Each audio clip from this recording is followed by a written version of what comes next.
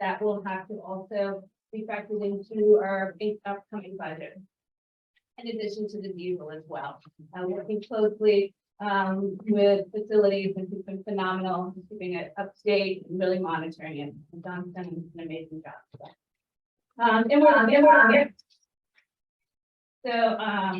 Then, as mentioned, our guaranteed energy savings group today, Say Logic is here, and that is also on the agenda. It has concluded, that bid process concluded. We had one bid from Say Logic is on before the just some general announcements. Supplemental grant was submitted for $184,000, 540. Great job to everybody. They did a great job working on that. So we put in for 4 different ones. The short your 4 different programs that we submitted for in there. We also were awarded through the press. We were informed that that we were awarded the Safety and Health Grant. We're still awaiting official notice through eGrant. We haven't received that yet, but it was in the press. That's exciting. Another $140,000. And the audit has finished. We're waiting for our preliminary numbers next month. He was very happy. The audit was terrific. So I'm looking forward to getting that back. 23-24 budget is well on its way. Forms have been disseminated. We asked for forms back by tomorrow. We've met with most. I've heard from about everybody. I've received about 11 budgets so far, and I expect we'll have everybody by the end of next week as well. So we're in good shape.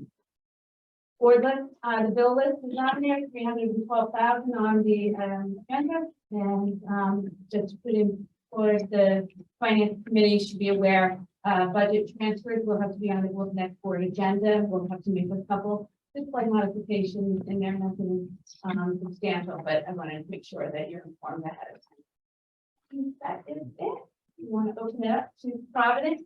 Mr. Young, presentation. Sure, I'm saying here, that's okay with me. Thanks again for having us. Thank you, Tanya, especially, and Dr. Herrera, for all your questions going through this and prompting a lot of the content of this presentation.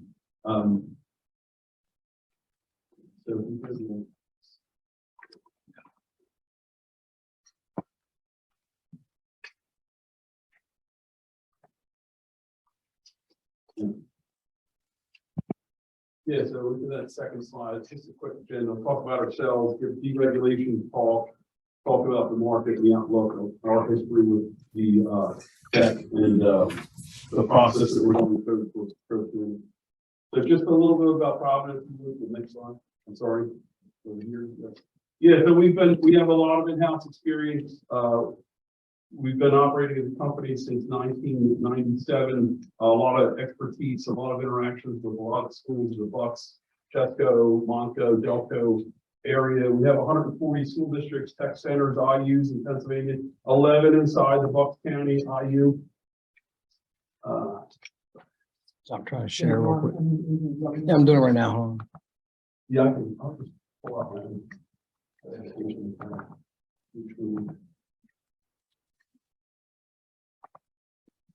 Sorry about the technical delay. I could run. I got it. Okay. Right. So, you know, we're trying to have the schools pay as little as possible, obviously, for their internet, and also to use it more effectively. And I'll talk a little bit about how we communicate with the schools and try to educate them to drive down their costs. We're an ongoing resource for the school where they have billing problems, peak shaving, which is a good saver of money for schools, rate analysis. We want to do solar, demand response, anything energy related. We have a lot of in-house resource. That's always a value add thing. We're just going to give you a lot of advice, a lot of consultation. There's no additional charge for any of that. We've also done energy conservation projects, a ton of those. Importantly, we've been licensed by the Public Utility Commission since 1990. We've been doing this for quite a while. You can go advance that one. We were recently acquired by a company called Legion. Legion is a national company. There's a lot of sister companies. We have, you know, I don't expect you to study the list up there of the different areas of expertise that we now have in-house, but at your leisure, you can kind of go through there. The point is we have a lot more to bring to the table than even we have had in the past. So anything on there kind of tricks ideas for you, please reach out and we can move forward on these things.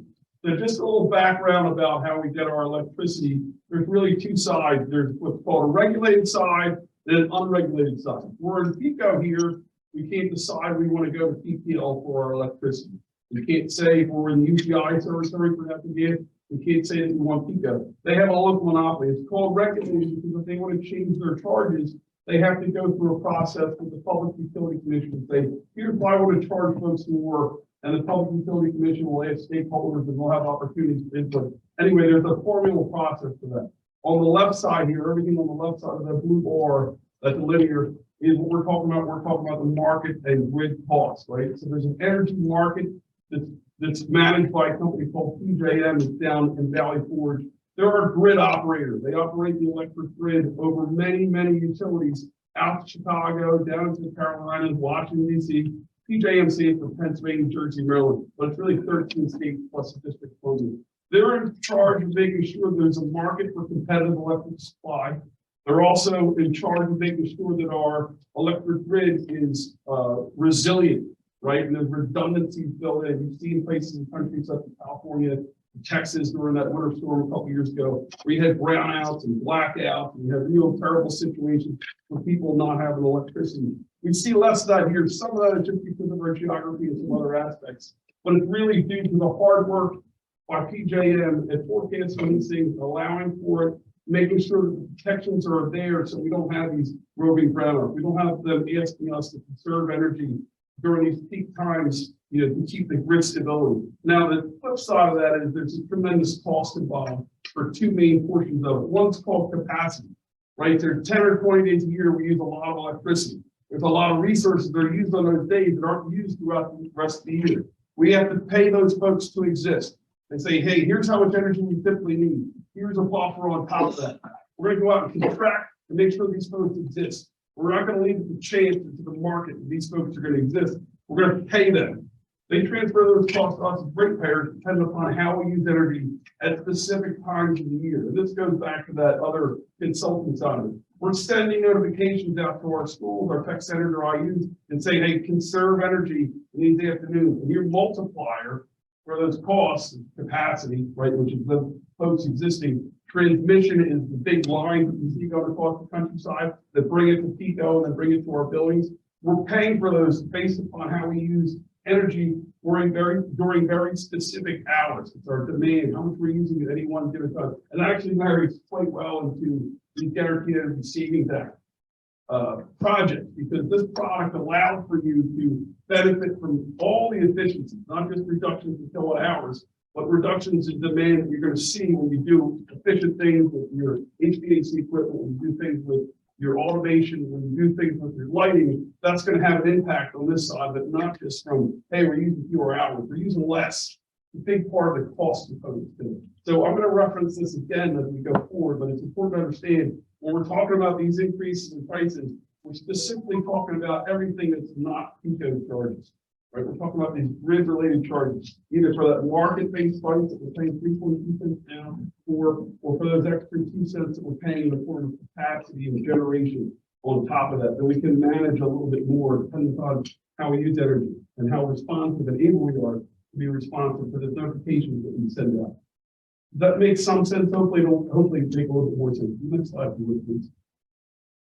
So here's our pricing history. Again, we've been working with with tech school since 2004, off and on more earnestly and consistently since 2010, when the rate caps came off in Pennsylvania and PICO more specifically. So that's a history of the agreements that we've been in. Now, as Tanya alluded to, the price of this is going back up and close to what we were looking like in the early 2010s and before those rate caps came off. We're really returning. Now, these are not obviously inflation adjusted, but the spends are looking more like they were 10 and 12 and 13 budget cycles ago. So it's obviously not great, but this has been the history, of deregulation in Pennsylvania, where we've seen cheaper and cheaper and cheaper energy prices. And we're kind of in a situation now where you have inflationary pressures, you have supply chain issues, you have a regulatory environment that's not conducive to producing more traditional sources of energy. right? So it's tough to go get more natural gas. It's tough to move natural gas. It's tough to go and get oil and all these other things that traditional energy sources are either a product of or a byproduct of. And then you have international intrigue over in the Ukraine, right? You have a crazy situation, one that most of us never thought was possible, that's ongoing without a clear end in sight. So we have these kind of headwinds for energy costs as we go into future years. In other words, the market's high right now, and yeah, there's a chance that we could see some relief. Typically, when it goes up, it comes back down a little bit, but this is a tale of prices going down for a decade plus, hitting all these headwinds that I just alluded to. So there's no guarantee that we get to next year or the year after, and we have some dramatic reduction. Certainly, probably not to the range that we've seen over the last three agreements, the last six plus budget cycles, going back to 2017, 2018. Probably not going to get back there, right? So just want to point out as well, our fee, how do we get paid? So Problem Energy's fees embedded in all those rates up there, we get 1/10 of a cent per kilowatt hour, right? So if you use 2 million kilowatt hours, about $2,000, that's what we would get as compensation for our part in getting these agreements, managing these things, the communications and support ongoing. So if you go to the next slide, please.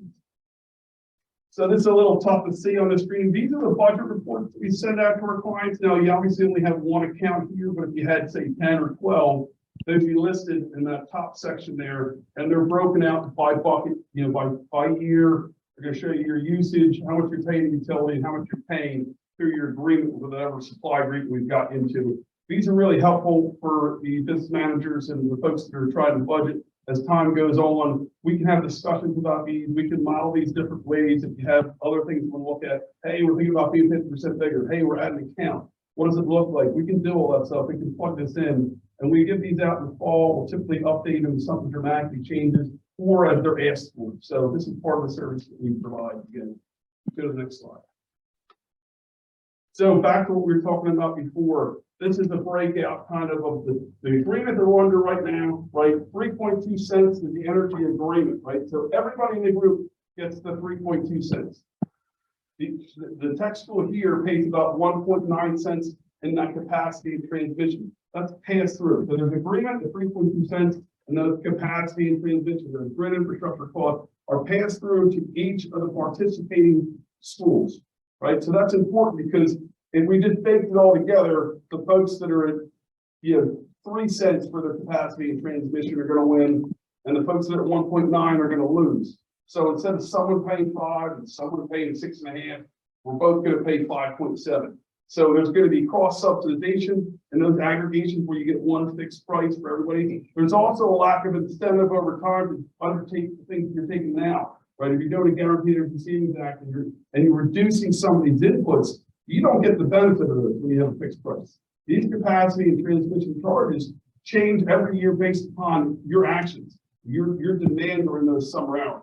If you can reduce that through some sort of project, if you can reduce it through education of your facilities folks, you're going to reap the benefits, and you're incentivized to do that over time, right? If it's all one price, you got winners, you got losers, right?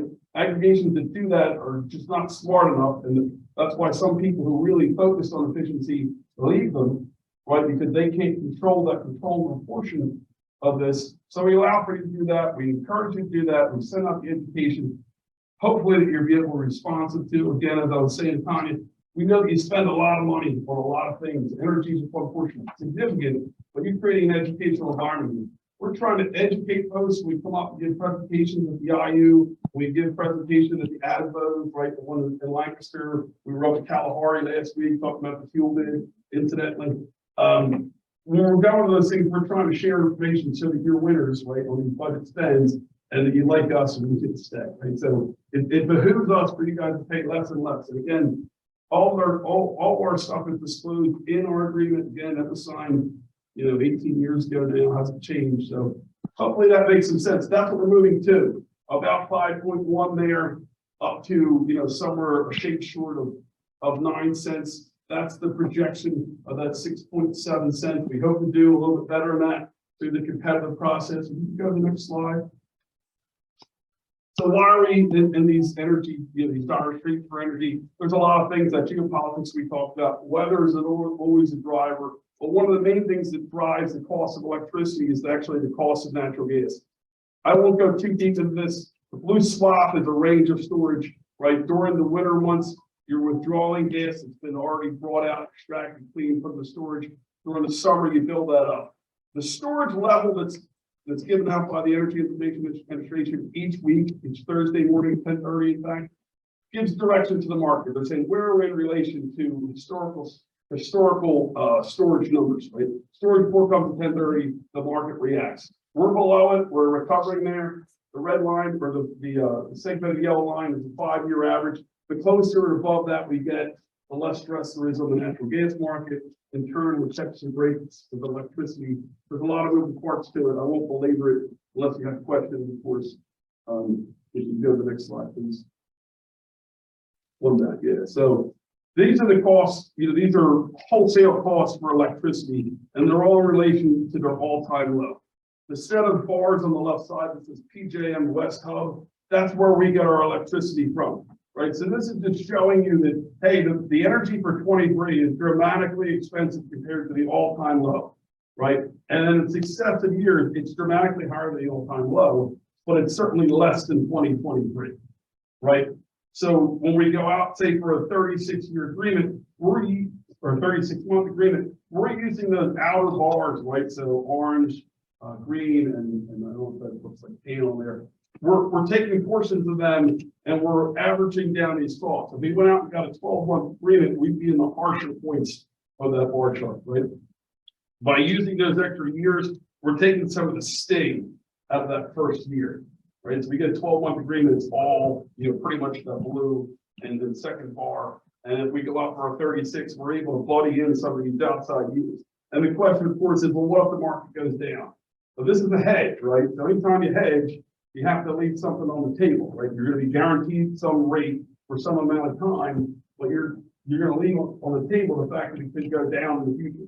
What we don't want to have happen is get into next year, and then that looks like 23, right? So we don't want to get into a situation where now the year that we're actually going out and contracting for, that's at the height. The volatility is typically going to be in the next heating season, the next cooling season, right? That's where the expensive times are going to be, or the cheapest times, really. It could go either way, but as school districts and as IUs and as everybody that has stakeholders to go back to, there's some value in having that budget certainty over time. At least that's the feedback that we get. Again, most of the information I'm giving you here is stuff that we've heard back from our schools. And we did a presentation in the Bucks IU, we did it for the MCIU, we did it for the Chester County IU, we did it for the DCIU. So we're in front of schools, we're getting feedback. And this is kind of the direction that we've taken and kind of been instructed to do, if that makes some sense. The next slide, if you don't mind. So how do we go about it? We go when we ask 10 plus, licensed suppliers to give us pricing for the group. And again, it's that energy component, right? The thing that doesn't vary as much from school to school with capacity and transmission does. It's energy only. It has 100% swing powers. That means, God forbid, COVID-2 happens, you use no energy, you're not going to get charged that rate. You're not going to get charged for energy that you don't use, in other words, right? It's a swing tolerance, it means you can use a lot. You can go into a guaranteed energy savings that drop your usage by 20, 30%, and you're not going to be penalized for that. They allow you to do those things, right? 12, 24, and 36. We've always asked them for multiple time frames, right? In this circumstance, we know that the longer we go out, the cheaper the pricing is going to get. We always ask them for that just so we understand it. And then when we get these back, we send them out along with a recommendation, right, for the group based upon the feedback that we've had. Say, hey, the recommendation is 36 months. Here's the pricing table of all the folks that responded. Here are the different prices, right? So it's not a black box. It comes out, and you see all the information. You see the results of that pricing, the pricing effort that we did through. So we put out those aggregation, the aggregation pricing requests. We had 59 total school district IUs, tech centers. We also have Wood Services, if you know them, they're involved in this as well. The pricing request being returned this week.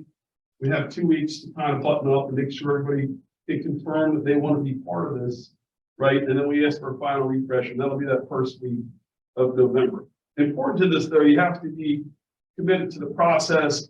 Understand that it's transparent, understand that our fee is transparent, understand that this is what we're going to do, and commit to it, because these prices move by the minute. So when a supplier comes back and say, hey, here's pricing for 59 of your entities, it can't be decision time for them. It can't be, hey, we gotta go back and think about this. What else is gonna go on? In order to get the value, we have to be able to transact expediently. So you have a couple days to get that contract back. If that's a challenge, we tell folks, hey, we can do all these things for you just by yourself, right? We'll go out and do this competitive process, but it won't be with the buying power of the group. So you're probably getting a lot less attention. So that's it. Hope I didn't go too long on you. But I was on the roll. So you have questions? Anybody have questions?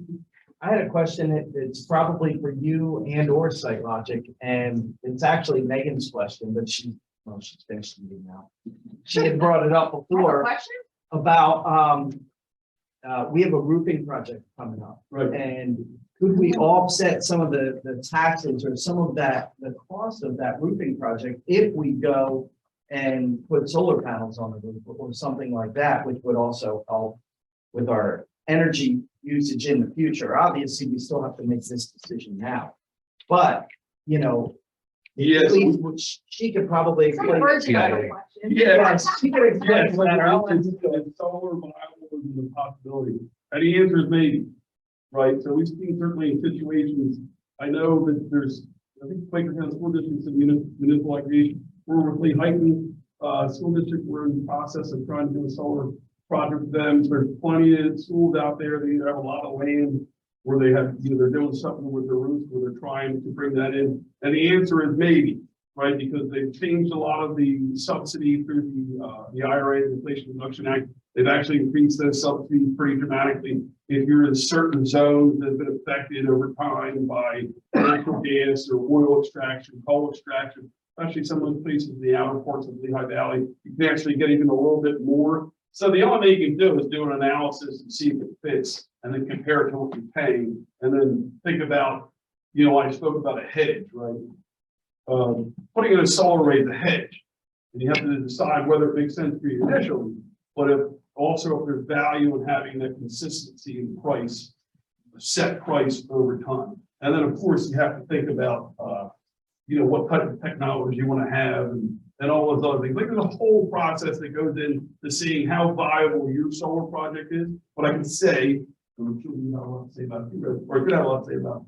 Like there's definitely more and more possibilities as the subsidies come up. But don't forget That's what also, I wanted to know how those subsidies were now compared to, so I put a 157 kW system on my building in Coopersburg, which Yeah. is Lehigh County, in 2008. Yeah. At that time, we got about 50% of that upfront cost back to us right away.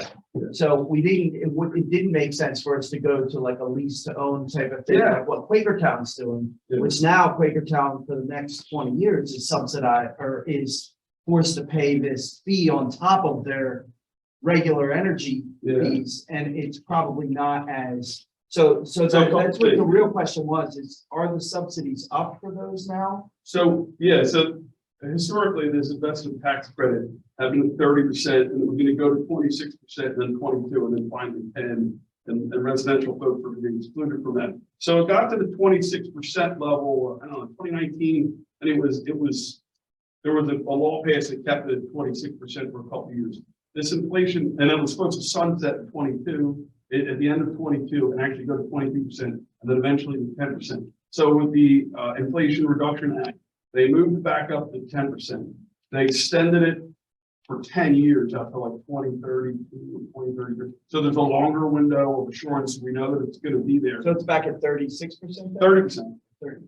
And then there's an additional 10% depending upon where your actual facility lies, right? So they've identified these areas of the country that were historically hurt by brown power or by some other, whatever you want to call it, some other bad thing that depressed that area, caused them to lose jobs, caused environmental harm, whatever. And those particular areas, they're going to get an extra 10%. They're probably not here. Pardon? They're probably not here. I would not suppose that, but I don't have the map memorized. So, and there's like 4 or 5 different categories, right, that they had identified. So probably, no, I would say probably not. But definitely some places in Lehigh Valley qualify. There's no question. And the energy, the SRECs that we're selling, currently, we're selling about $60,000 a year. Right, And again, Quakertown misses out on that with those lease right. programs. So because there's, they have a separate company. there's 4 avenues of revenue that you have one of the portals. So, right, so you have that investment tax credit, and typically, historically, you've had to have a tax bill, right? So that didn't work for school districts. Yeah. You know, taxing income, right? So there's accelerated depreciation, right? So you can depreciate the cost of that over 6 years. Again, only works if you have a tax bill. This is why you have a PPA. So someone else can take advantage of all these other subsidies and translate that into some sort of rate. So there's the subsidy part of it of the ITC, right? The 26, 30, 40%, whatever that is. There's the accelerated depreciation, right? There's a sale of the SRECs, right? The solar renewable energy credits. There's a thing in Pennsylvania or most states called the Alternative Energy Portfolio Standard, which mandates that a certain percentage of electricity sold in that state has to be of some sort of renewable quality. Presently, 18% in Pennsylvania, right? So that means if you have a nuclear plant or if you have a gas-fired plant, you have to go buy the products, these SRECs, the commoditized value of these products, the solar array that you have to buy that so you get to that 18%. Right, so it makes them valuable, it subsidizes the installation, right? When other people have to pay for it, and we all pay for it, grid payers, but when you pay for that, maybe when you signed up, the SRECs were worth $10. Now they're worth 40 or something like that. Well, it kind of went up and down a little Yeah. bit. I know if we're in a group of 13 states, we're allowed to sell them in. Yeah, PJ. Yeah, if we were in New Jersey or New York, we would be able to sell them for a whole lot more. Yeah, But because we're, yeah, we have. miles as the crow flies from New Jersey, we can't Yeah. sell them there. So Pennsylvania has their own specifications in that alternative energy portfolio standard, which at the time said you could get these SRECs to make your 18%. You could get them from anywhere in the country. So when they first did it, they said you can get SRECs in California, Texas, whatever. New Jersey got a closed one.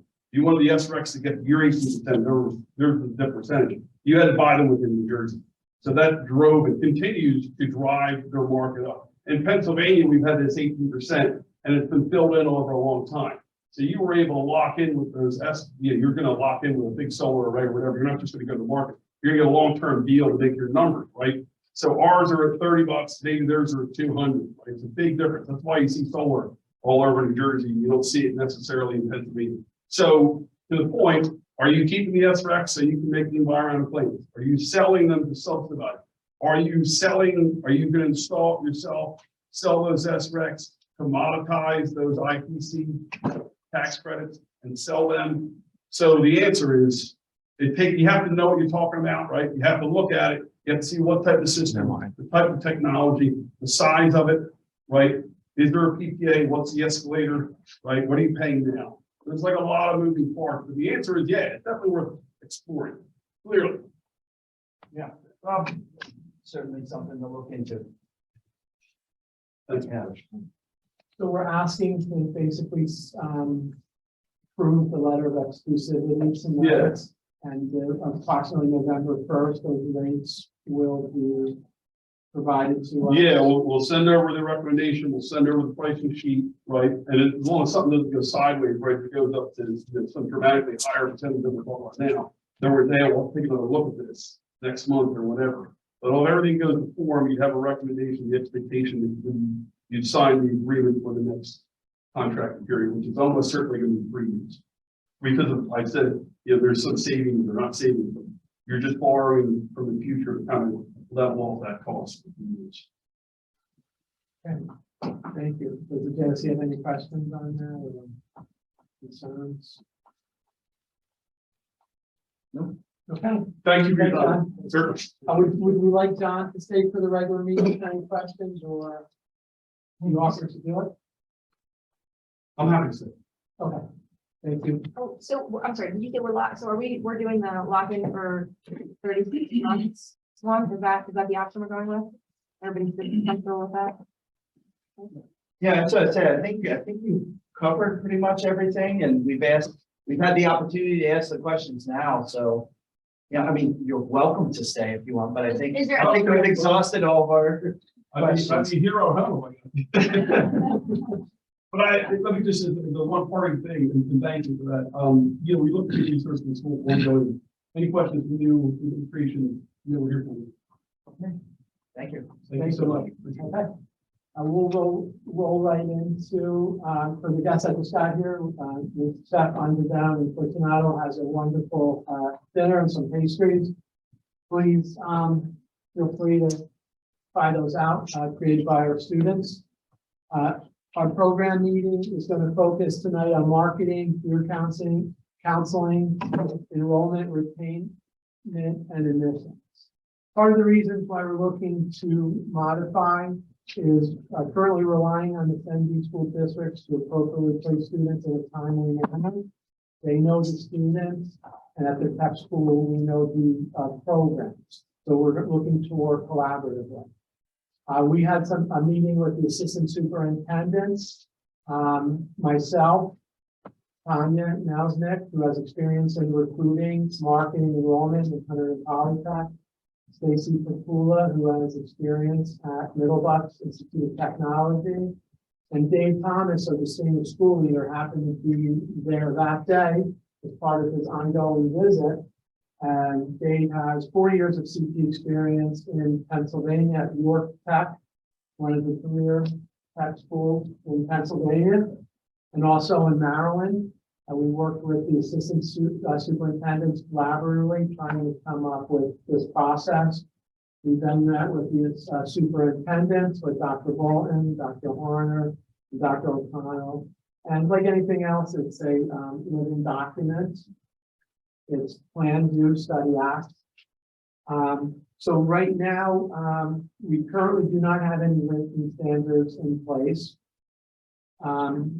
With the current enrollment timeline, there's not enough time to become creative with staffing needs, which we ran into last year. Last year, our number of students was significantly higher than in past years, but not what we anticipated. So through our October snapshot, thank you, Mrs. Cram. We didn't have a PIMS coordinator, and this is Cram, this is nice, Adrian, really a team approach at the tech school, got this statement poured in. And so our numbers from 18-19, we've seen slight increase, there's COVID, to 867. So we anticipated many students on waiting lists and over 915, which really never fully materialized, and we'll go over that. Many students were on the waiting list were no longer interested when offered a spot. Students changed their mind during the summer. So if you take a look at the state report, last year we had withdrawals, and there's a variety of different reasons why students are removed. 57, which is less than 21, 22 in these 2 years, similar to 1920. But then when you look at some additional data, student will not be attending tech, summer withdrawal, move out of district, never attended, staying full-time, no longer interested in, going to another school, and so forth. We really began to look at those reasons. And so we have the solution. So the assistant superintendents and the team that I just mentioned talked about the enrollment timeline. So we have the open house, which is our big, generating a lot of interest, which opens on November 3rd. And we would like to have that application early. We focus a lot on career counseling, working with ascending schools. I became involved with National Career Development Association. There's a major push in Pennsylvania with that career counseling starting early. We believe that our students that want to attend the tech school know at a very early age. Research will show that students are passionate, they know what they want. So we figured let's open it up on the 3rd.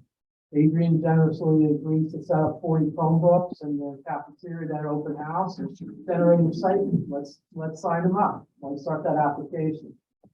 We added a counselor breakfast where we could talk about this. right now have a meeting with the 17 school districts contacts, which was very important. Last year, we did that in mid-January. Here's where we are. Here's the applications coming in. Remember, during 1920, we issued that enroll track, giving us information on students, so we don't wait until May and June. The earlier we know, the better, so we could support the students and we could be prepared for that.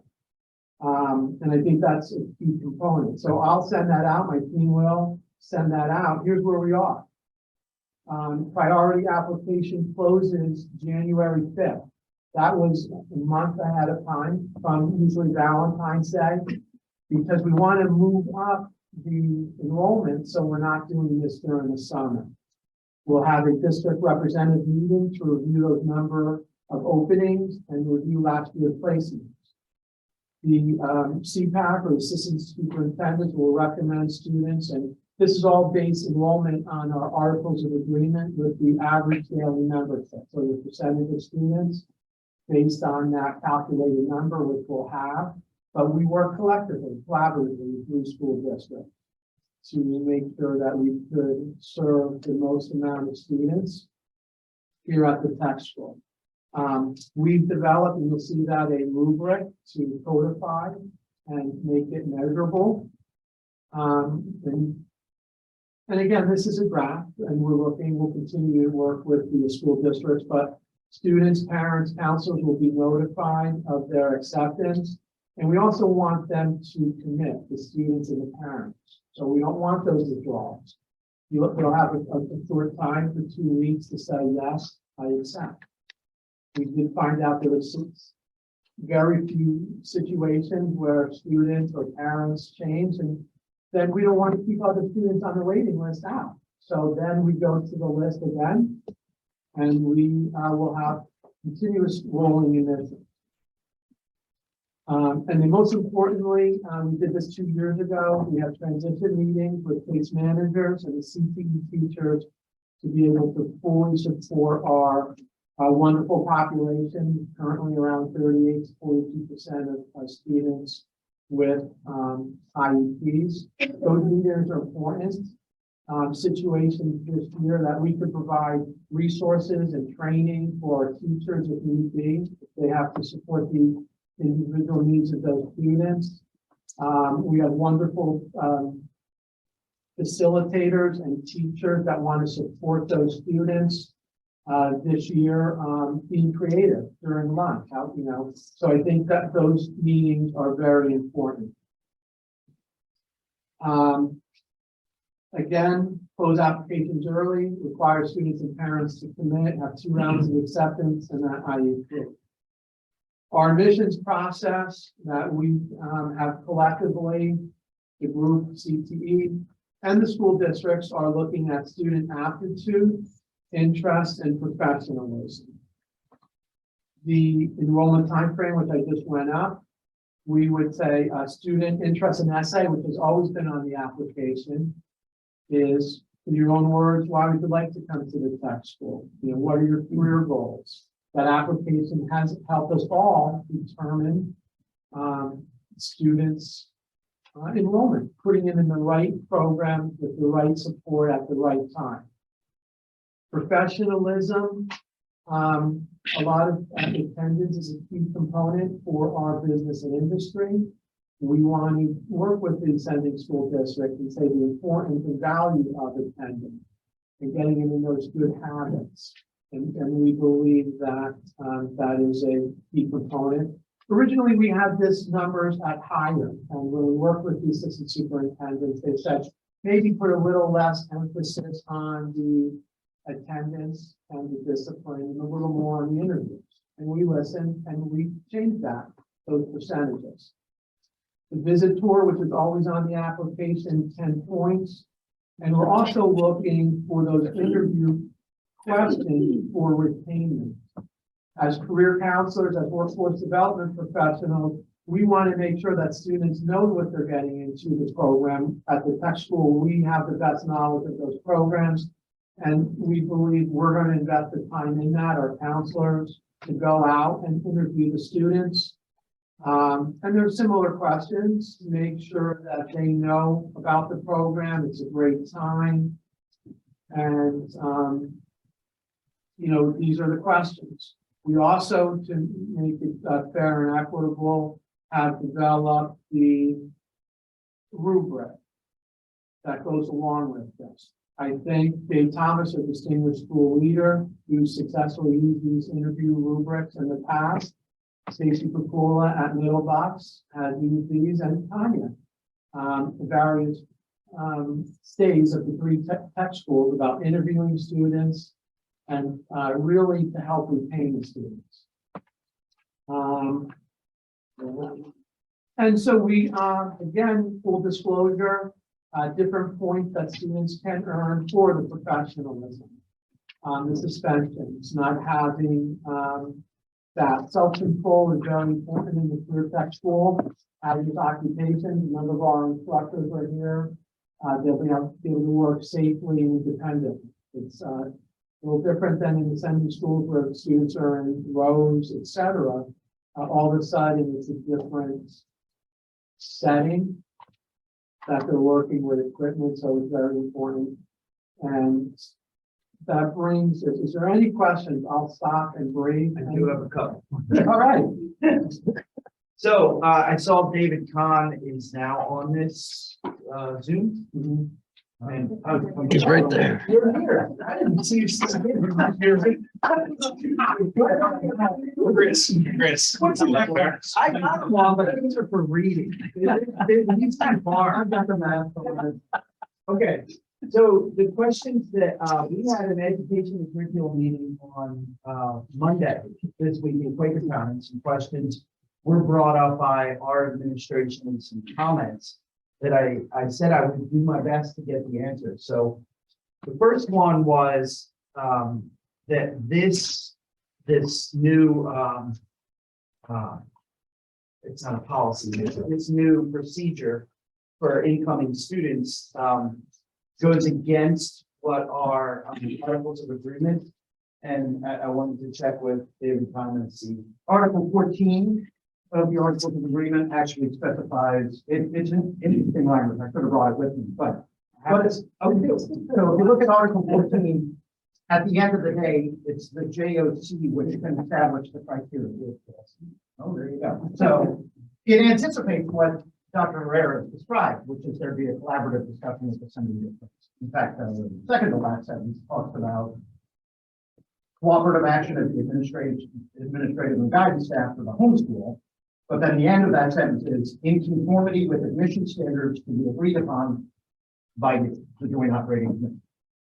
So the articles are clear that the joint operating committee does have the authority to establish admission standards. And then the process of implementing it is intended to be cooperative. Right, and then the policy that the JOC implemented designates an authority to the executive director. And the executive director put that proposal together at our request and presented it all to us. And it was unanimously supported. There were a lot of changes that, board members were really supportive of. I know Mr. Hollowell had been asking, I'm trying to remember what your comment was at that meeting, but okay, well, I think it had to do with there being a clear process for who gets in, and the interview process and then being benefits.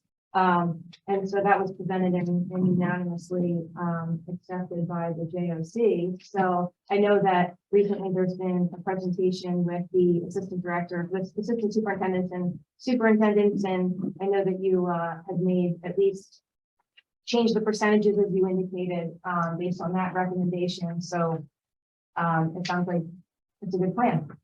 So We believe that this helps us. I think it was 200, 200, I think 203, it's in the 200s. I did look that up. I didn't print that out one though. The other questions that were brought up at our education and curriculum meeting were, would this policy, would this onboarding procedure, again, I'm not exactly sure the terminology for it, that they believe that the process we're setting up could be discriminatory in that IEPs and 504, since they would be shared ahead of time, could be used to, and, you know, it's what I said, but, you know, I just want to get everybody's assurance here at a public meeting that these are not procedures that we would be using or utilizing to discriminate against any student from. I'd like to publicly acknowledge. State that. That's what he's doing it. Specifically state that. You know, about You it. get the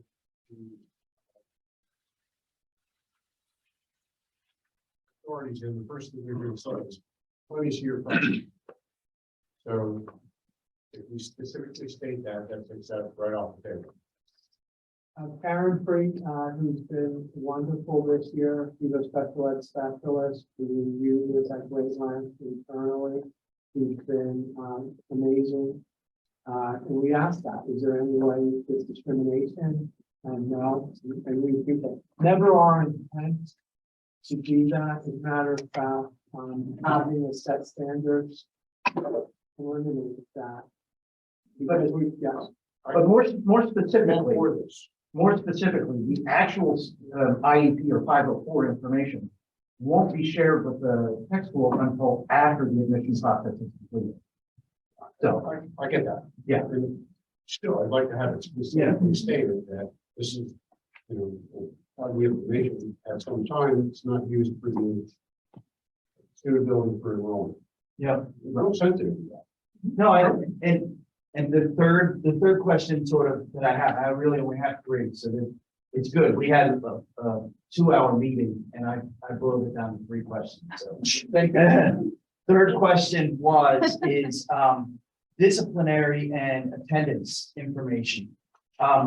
Currently, I did find out from Quakertown that they use disciplinary and attendance information in creating their list of eligible students in the past. You know, in the past 8 years that they've been doing it this way. But now that it's part of our procedure here, we wanted to be sure, and the Quakertown administration really brought this up, that, you know, we weren't going to say, you know, because one student got caught vaping in 7th grade, that they would instantly be disqualified from attending tech school. And, you know, my question for that is, if Quakertown is using attendance and disciplinary information right now for their list, but they don't have a written procedure, and we are writing a procedure down that says these are going to be criteria, or not criteria, but weighed in accepting students, then would that not be considered less discriminatory or more transparent, because we're actually we have it in writing, whereas Quakertown's procedure is not? I don't know what question I just asked there, but I think you already answered. I think you already answered that question. I agree, we need a procedure. yeah, well, that was it, that it was a question that not only could this procedure possibly discriminate against IEP and 504, and you dispelled that, that it could also weigh too heavily or more heavily with attendance or disciplinary reasons. And, you know, I don't feel that that's the intent of this, to disqualify students for doing that. I mean, the rubric has some specific factors in terms of like the weight for, percentage. Yeah, well, that's why. And having it written, right, It's very, very transparent. right. And as Dr. Herrera noted, it's a work in progress. So if this gets implemented for next year's admissions and the 3 sending districts in the tech school realize that it's over selecting for certain students or under selecting, it can be changed, but at least it's going to be the same standard for each sending district. Right, but at least this is the process that we have moving forward, because we didn't really have a solid process before. And so I'm glad that we have this in place and that it was unanimously supported. The policy is admissions of students, policy 201, the executive director or designee shall be responsible to develop administrative regulations to implement this policy, including the following. All students and parents, guardians residing in participating school districts shall be informed of the student's right to participate in career and technical programs and courses, and that students with disabilities enrolled in the Upper Bucks County Technical Schools programs are entitled to special education services and programs. Written criteria for evaluating the admission of eligible students shall be developed and distributed. These are all assigned to the executive director. Course announcements, guidance materials, and other communications shall convey the philosophy of equal access to career and technical programs and shall include admissions criteria and procedures. The school shall not discriminate in any way on the basis of race, color, religion, national origin, sex, sexual orientation, marital status, handicap, disability, or age with regards to the admission of students. That's the policy in its entirety. It was adopted in 2008 and last revised in 2017. And we looked at it again, when you had presented, and the policy looked like it was still in good shape, so we didn't make any additional changes to it. So that's kind of the history of it. Thank you so much. The one thing that we started looking at, and we worked with the safe school statement about having a signature if there was, and this is through our Safe Schools Act. If there was a student that I'm sorry, I'll use the exact language. An offense involving a weapon, alcohol, or drugs, or willful infliction of injury to another person, that we're aware of that. As the Act 44 coordinator of the district, I take the safety considerations of our students and faculty very serious, and we want to be able to have that knowledge to be able to keep all students and faculty safe. Chuck, did I get all the points that I was supposed to hit? Yeah, there's the only omission, I think, is if there is a disagreement between the sending district and the administration of the tech school, there should be some correlation or discussion where they discuss the disagreement and then come to a disagreement or come to an agreement. And, we have the process where, there's two very capable people that are more able to assess students' suitability that just agree. So that should be discussed. Because both points are taken and educated. So there should be, and it's not a great number of students in my opinion of the year, but I think that would be helpful. Duly noted. And I think that language in Article 14, even though it's soft and fuzzy, I take it seriously. We got the command of cooperative action in the admission process with the tech school and the sending district. And I know Dr. Herrera takes that seriously as well. So this is what a great, wonderful time for recruiting and tours, all the great things that are happening at the tech school. Palisades, I think 95 students have their permission slips in out of 118. Our tours are starting next week. Penridge leading the way. Hopefully, Dr. Bowman, you will get it. 429 students that are coming. And Quakertown, similar to last year, 235 students are coming to the tech school. You'll hear more about our marketing presentation. We have some visitors, guests tonight that'll do that. We had also shared at our meeting that last year, 90%, or I believe it was over 90% of the students that toured the tech school registered. So these tours are very good. Yeah. So discover the wonders of UPCTS and Career in Tech Ed by coming to open house. All the board members are welcome. Cutting edge program and highly qualified instructors. We're hitting the ground running.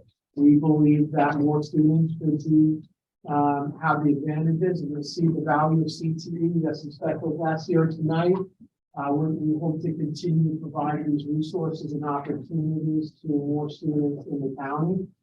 And super excited about that. I have a couple questions. Sure. About your moment. So are these questions online or are the students are they able to see the questions before the interview? We'll actually look to put them for the application, those essay questions, we need to essay questions in the application so that they can work on it. There are situations if a student is EL, the counselors will talk with them to make sure that we're, and our number of EL students have significantly increased. So again, it's not about excluding, it's about including, giving the students and the support, having that in place. And yes, none of these things will be a barrier. So we'll put The interview question. oh, not the application questions, the interview questions. We'll bring that back to the assistant superintendents, or if you have a, position. And what if a child has applied for a speech or something that would be On the application, we ask and we give a space for the counselor to sign off on those situations. So like, if they will be able to, comment on that and ensure that they're not being held from the programs.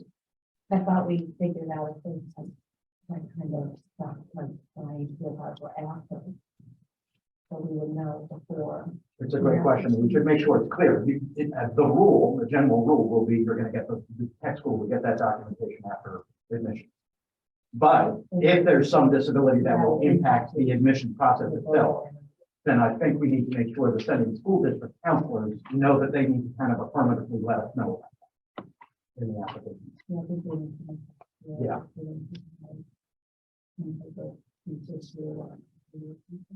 Thank you. Thank you for that excellent point. Do you want to? Yeah, I just wanted to comment on, when we were kind of going through that whole discussion about, baking and culinary and all of that, it was an interesting learning experience too about that process for kids, because we really got to hear some of the essays that the kids wrote. And it really gives you, a real picture into what their interests are, and just listening to, you could tell by their essay how much they were leaning towards this or that, as opposed to trying to make decisions just by, numbers on a paper. I think that the essays really put a lot of depth to what they're interested in, what their goals are, and how we can best meet their needs to make sure that we've set them up on the right path, so they may not even know, what opportunities are available to them. And by reading that essay, you may be able to take some things away from that to say, you know what, this kid would really benefit from this or that the kid may not even know exists. And so I thought that was a really interesting, because to hear some of their perspectives, and they do a good job. They really put a lot of effort into it. And so I'm glad that that's going to be taken into account more, because they really do. And I think, if you have kids that are really passionate about it and, they really express that, I think that they should get some, that should give them some credit towards that, as opposed to a kid who's like, I'm interested in doing a program, but I could go either way. You know what I mean? Like, I think that interest level is significant. So. Thank you. Okay, I thank you. I conclude my report, and 1 minute late for the board meeting. Well, we still have an executive meeting too. No, we're We're going to have to. Okay. Okay. Can we stop for a minute so I can get some sleep?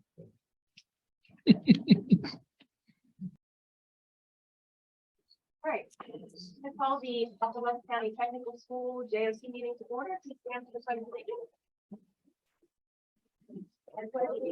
To the flag of the United States of America, to the republic for which it stands, one nation, under God, indivisible, with liberty and justice for all.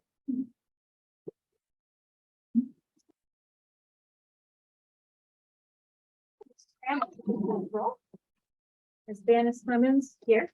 Mr. Spear, Here? Mr. Shiliak, here. Mr. Hallowell, I'm here. Mr. Cormack, I'm here. Dr. Ott, Here. Mr. Shermer, Here. Mr. Rice, Here. Mr. Post. He's not. You have 8. Okay. That brings us to public comment. Public comment will be limited to 3 minutes, and first comment period is for any agenda items only, and the second comment period is for anything you want to comment on. Is there anyone in person who would like to comment? Okay. anyone online who would like to comment? Yes, I would.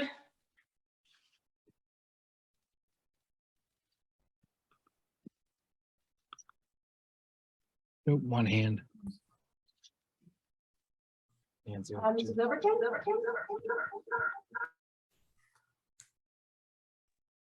Hi, thank you for allowing my question.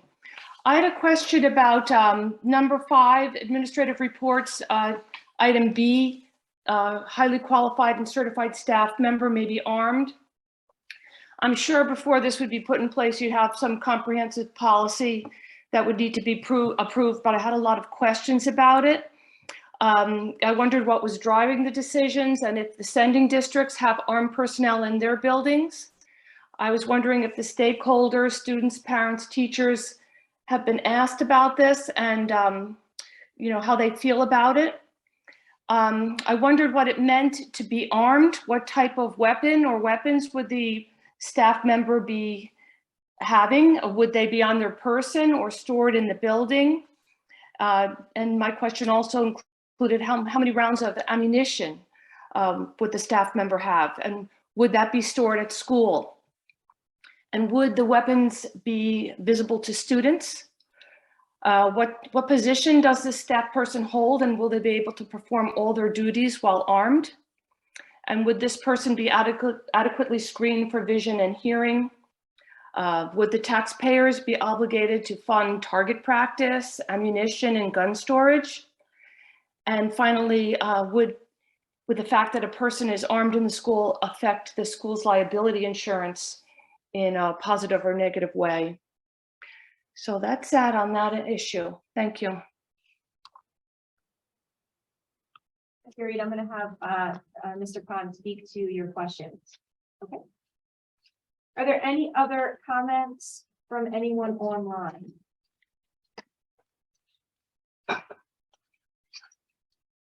Seeing none?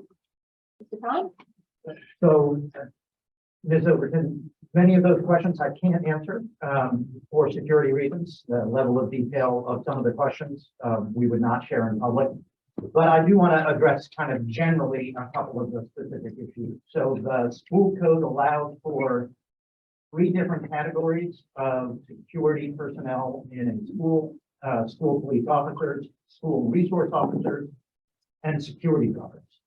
School police officers are sworn and armed, and security guards may be armed or unarmed. 2 of the 3 sending districts have someone in one of those categories.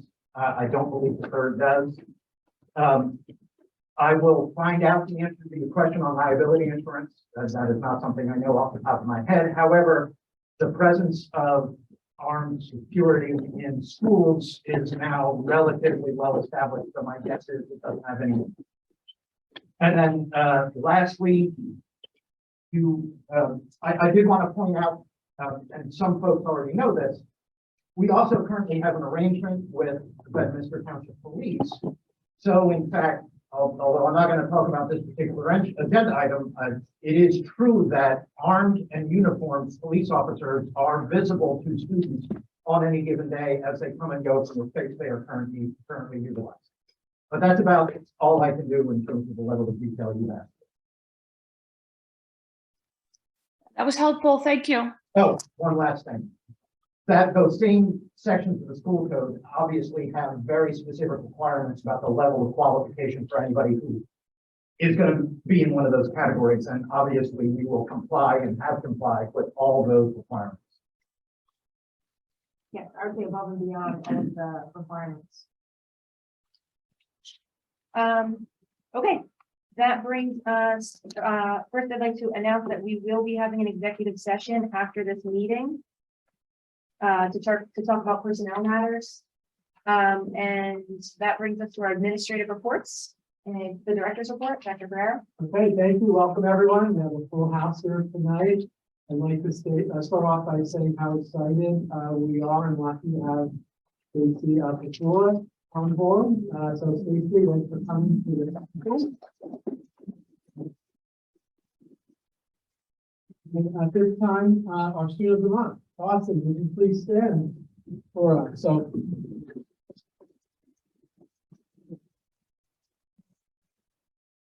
Austin Tantalou is a student in our carpentry program and a Quakertown Community High School senior.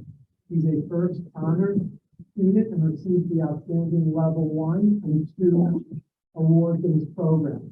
He placed first in carpentry at the Skills USA district competition and competed at the state level. He's working on becoming an Eagle Scout and volunteers in his community. Austin started our school to work program co-op at the end of last year with Team Construction. He was in attendance, Mr. Coon tonight. He is conscientious, courteous, and talented in his trade. What wonderful attributes, and we have the academic skills, the technical, but the employability which we promote here at the tech school. His employer, Steve Coon, will attest to that. After graduation, he plans to pursue his career in carpentry. And this is Mr. Miller here, and we also have Mrs. Walk, who joined us again. And he nominated, they both nominated Austin. And Austin stood out for Mrs. Walk because he's always professional with communicating and meeting those deadlines for the co-op. He is the definition of the outstanding student of the month. And another validation of his personality, when he stopped by on back to school night, we had over 250 parents here that night, but he introduced his mother and Mrs. Walk during that night. So we thank your mom for sending you to our school district and our senior mark, Austin.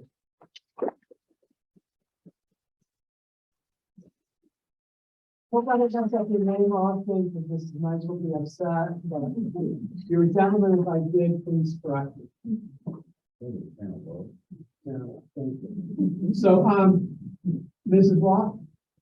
I just want to say, Austin has been nothing but wonderful to work with, and I've only really had the pleasure of working with him at the end of last year because he's interested in working, and it's been such a great partnership with Steve Coon and Coon Construction, and really, I mean it when I said to Dr. Herrera, I was so impressed that you stopped to introduce me. I hadn't met your mom before, and the night was winding down, and you could have just kept walking by, but you stopped so that I could meet your mom, and that just meant a lot to me. Thank you. Mr. Coon, I would like to. Yes, my wife, I always have something to say. I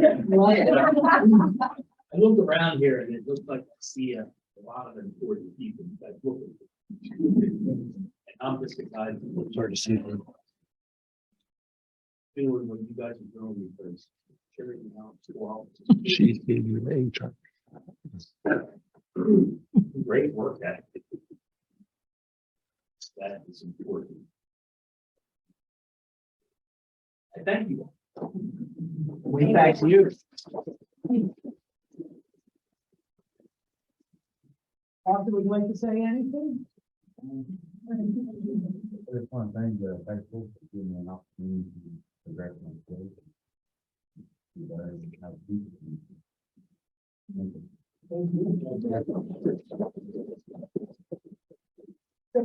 Something new this time? Congratulations, and I would say that Austin is the most important person in the room because all of us are here for him, so, right? So thank you for being here, thank you for doing such a great job, and thank you also. We want to try something new this month and thought like for the program of the month. So what better program of the month and be timing for Mr. Caleb Miller, who's also attendance, and it goes along with the student of the month. So Mr. Miller finished a one-year tour in American Force NCC in 2003. Caleb began working in the construction trade industry.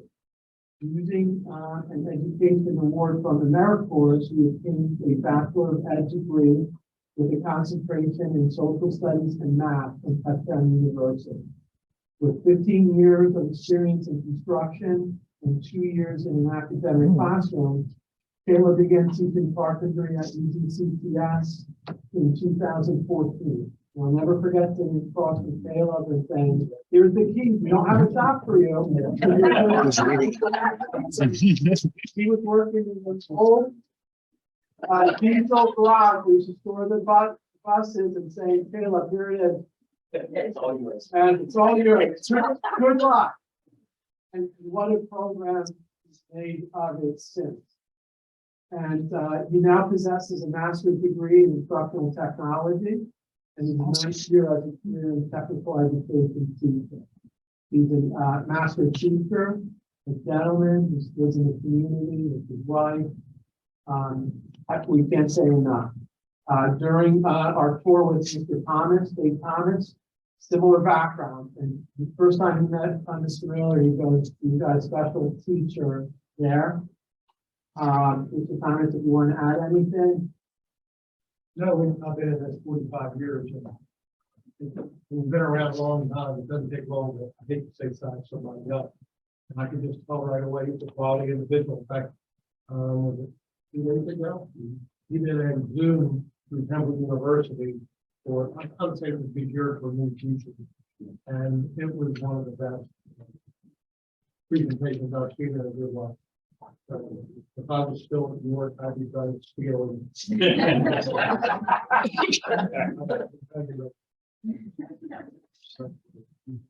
So without further ado, Mr. Miller, and he'll go over a little bit of his presentation. Sure. Yeah, I mean, in short, there's a big turnover rate with new CT teachers in the Temple program. Yeah, this was the presentation. So myself and some other veteran CT teachers have partnered with Temple to try and mentor these new CT teachers a little bit to eliminate some of that turnover.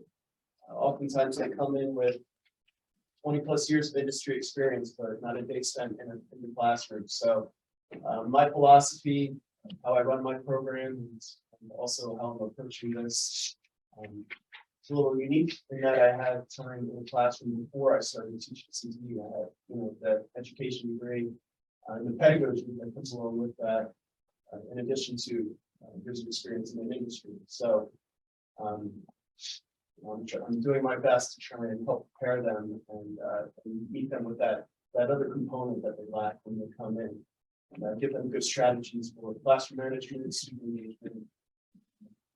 So in essence, pretty much the gist of this presentation was, we have, in short, I won't go into it, but when you teach in an academic classroom, you have to differentiate your instruction. Oftentimes that means providing supplemental resources and assignments for advanced students, remediating for those who need extra help. A CTE teacher has 9, 10, 11, and 12th grade students, sometimes one class, from 3 different setting schools, in completely different places in a very big comprehensive program study, working independently in a competency-based program. So how do we differentiate that?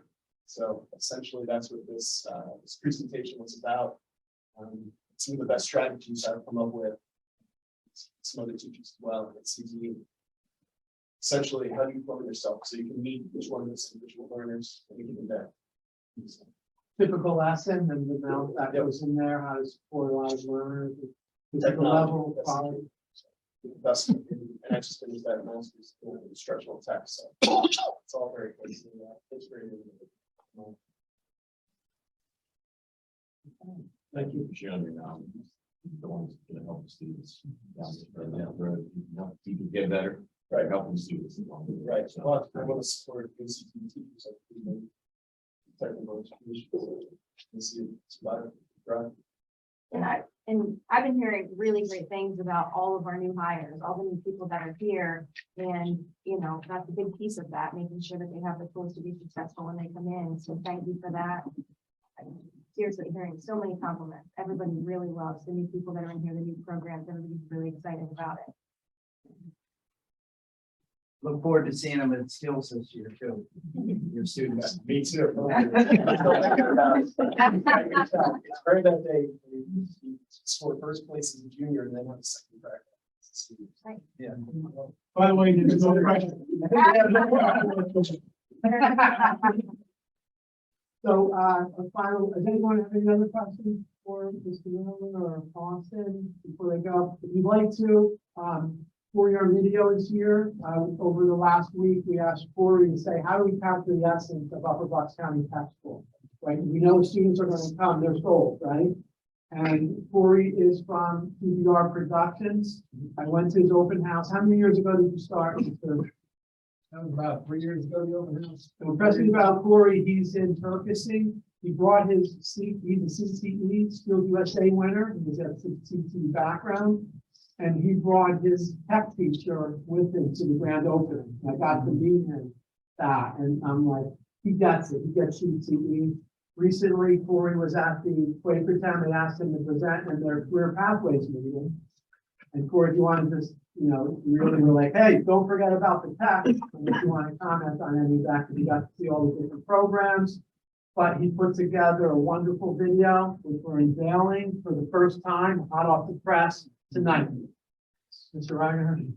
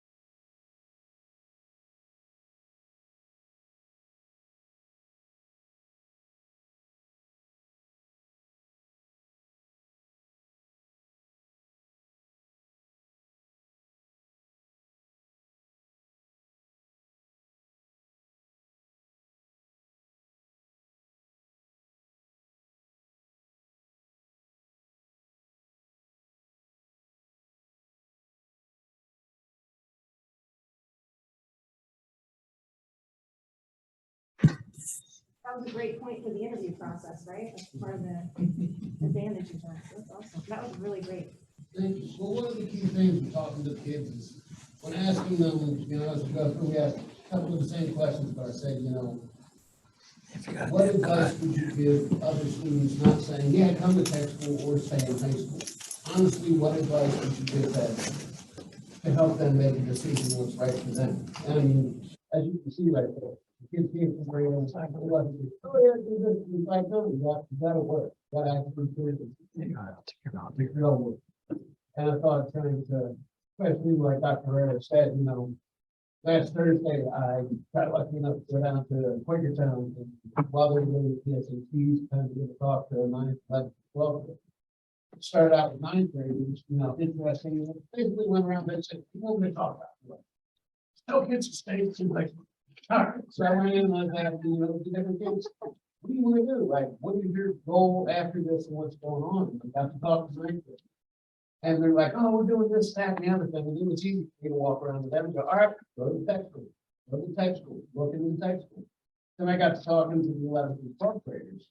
And, you know, that was a lot of the kids I had seen for doing shooting and interviewing here, you know, I was seeing them there. So it's like, all right, we put tech school people, and I'd see them. But then some kids would say, oh, well, you know, I want to be an engineer. You in the tech school, I didn't see it. Well, no, that's something you got to go to college for. Like, well, you can get a start there. You can get a jump on it there. And they didn't know, like another kid, oh, I'm going to be a doctor. I'm going to be a nurse. Are you in the tech school getting a jump on this? Like, so that when you don't have to work twice as hard with in college, you already know it. You have this resource available. So many kids who didn't really know it. And so that's why after getting to do that and kind of getting the interviews that I got, wanted to make sure that within this video, we had an honest, frank conversation from kids to kids on how you can do this. And, you know, hopefully, you know, I swayed some of the 9th graders to come down here next year, hopping on the tech school. But yeah, You're hired.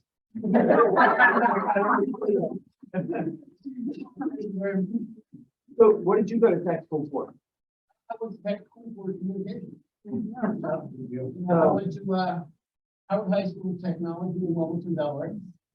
And so I took the communications course there, and you know, I got to learn on things just 1978. You said my senior year, they tried to do all the digital stuff, where I was going to analog stuff beforehand. But I mean, it changed my life. So if it wasn't tech school, I wouldn't be sitting here trying to do that today. So, and I feel it's that important that kids get an opportunity to taste stuff, learn stuff, like see what they might like or might not like. And I believe in tech. So I'm glad I was given the opportunity to kind of help share the message. So thank you. Thank you. Thank you so much. We appreciate it. Thank you for coming out. Everyone's welcome to stay up so far for the rest if you wanted to head out. It's so exciting. So one of the area which I've been working, I had the pleasure of working with Jack Funder, which was a great introduction. Jack was instrumental in the state to start the What's So Cool About Manufacturing program. I remember during our enrollment process and timeline, we had some difficulty filling some of our top programs in advanced manufacturing, mechatronics, machining, not so much welding, but we know that students that many of the students that are here have the aptitude, but just they don't have the interest because they haven't been exposed to that. A lot of our students have a family member, etc. So Mr. Funder has been all over the state creating this model program. We talked with the superintendents about creating more exposure at the middle school level. And I just wanted to turn the floor over to Mr. Funder. Thank you. Appreciate it. One thing I know is manufacturing. I've been in it 50 years. I just retired. The last 40, I was in senior management, president or CEO of 5 or 6 different companies. Started 2 companies, one very successful, one not so successful. that one, when that was over, because of 9/11 hit, didn't make it through it. I went to work for a company called Manufacturers Resource Center, which is like the DBIRC in Philadelphia, but it's up in the Lehigh Valley in the Berks area. About 2,000 manufacturers in these 5 counties, and we touched probably 150 of them a year. When the recession started to get out in 2010, I went up to LCTI. Clyde Hornberger was a good friend of mine. Still is. And I said, Clyde, I need machinists. The company's just going crazy. He had 24 CNC lathes up there, and he had the potential of having 90 kids. He was a machining program. At that time, they were 30, and he said, I have a hard time filling that. And it became very apparent to me that the problem wasn't schools. The problem was the image of manufacturing.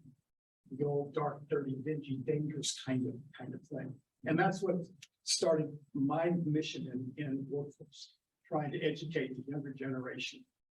And we started with the 8th graders, trying to get them into the career and technical schools. And that's when we came up with the What's So Cool About Manufacturing contest, which is still going on, right? There's 22 programs right now around the state, about 350 teams. And there are 50 manufacturers that have adopted those schools to do a video, 2-minute video, what do you think is cool about that school. I think it worked very well. We started doing about 5 or 6 years ago a thing called Dream Team, which are young workers. A lot of them come career and tech schools we teach them how to speak in front of the classes at high schools, middle schools, and so forth. And I think we get in front of about 3,500 students a year up in the Valley, just explaining here's the job they have. So they look, we talk about it. And more important, they talk about what they do, where they live, what cars they're driving, these kind of things. So the students can get an idea, and you make money in manufacturing. And I think more important, manufacturing is a career, not a job. I think that's the main issue. When I started MRC, it became very apparent to me that we're working very closely with 3 career and technical teams up there, 2 down at Berks, 1 out at Schuylkill, so 6 or 7, and some are good, some are bad, kind of varied with the ownership and so who was running. But when I retired 3 years ago, I got involved up here. I live on Lake Nockamixon, so I'm instead of driving a 9-iron, driving 3 or 4 drives here too. But to get from A to B. But the important thing is that there's still an image there. There needs to get more students understanding what manufacturing jobs look like, careers look like. And that's what my mission is right now. And one thing that's become very apparent is companies don't know how to get to the schools, and the schools don't know how to get to the companies. We're talking, the greater schools. Career technical schools are probably better because the parents are a little bit more involved with their careers. But we've got to work at that. But one thing I found on being up here and looking at what Mike's been doing up here, especially with machining and welding and mechatronics, and all those kids all have jobs before they go in their senior year. It's amazing. And you got to gem up here, guys. Enjoy it. That's all I'm here for. It's just to say this school is going to grow, and it should grow. And they're very current with kinds of needs that are out there. But right now there are so many needs for technical STEM type of jobs, especially in manufacturing. Companies will train. There was 10 years ago, they wouldn't train. They had to find some people with experience. But when you're dealing with machinists and motors and those kind of things, they do need training. But the entry-level jobs and so forth, they're looking for good people. They're looking for tinkerers. They're looking for somebody who's a problem solver. And that's why we have to do videos, whatever it takes, in front of the students and the parents. The parents, I think, are finally realizing that you don't have to go to college to earn a good living, or you can get the company to help you go to college. A lot of these companies right now will literally say, we'll pay for your community college after you get out of high school. Work for us half-time, that kind of thing, which wasn't around here 10 years ago. Now it is. But I'm just here to say, good place here, guys. Thank you, Mr. Fine.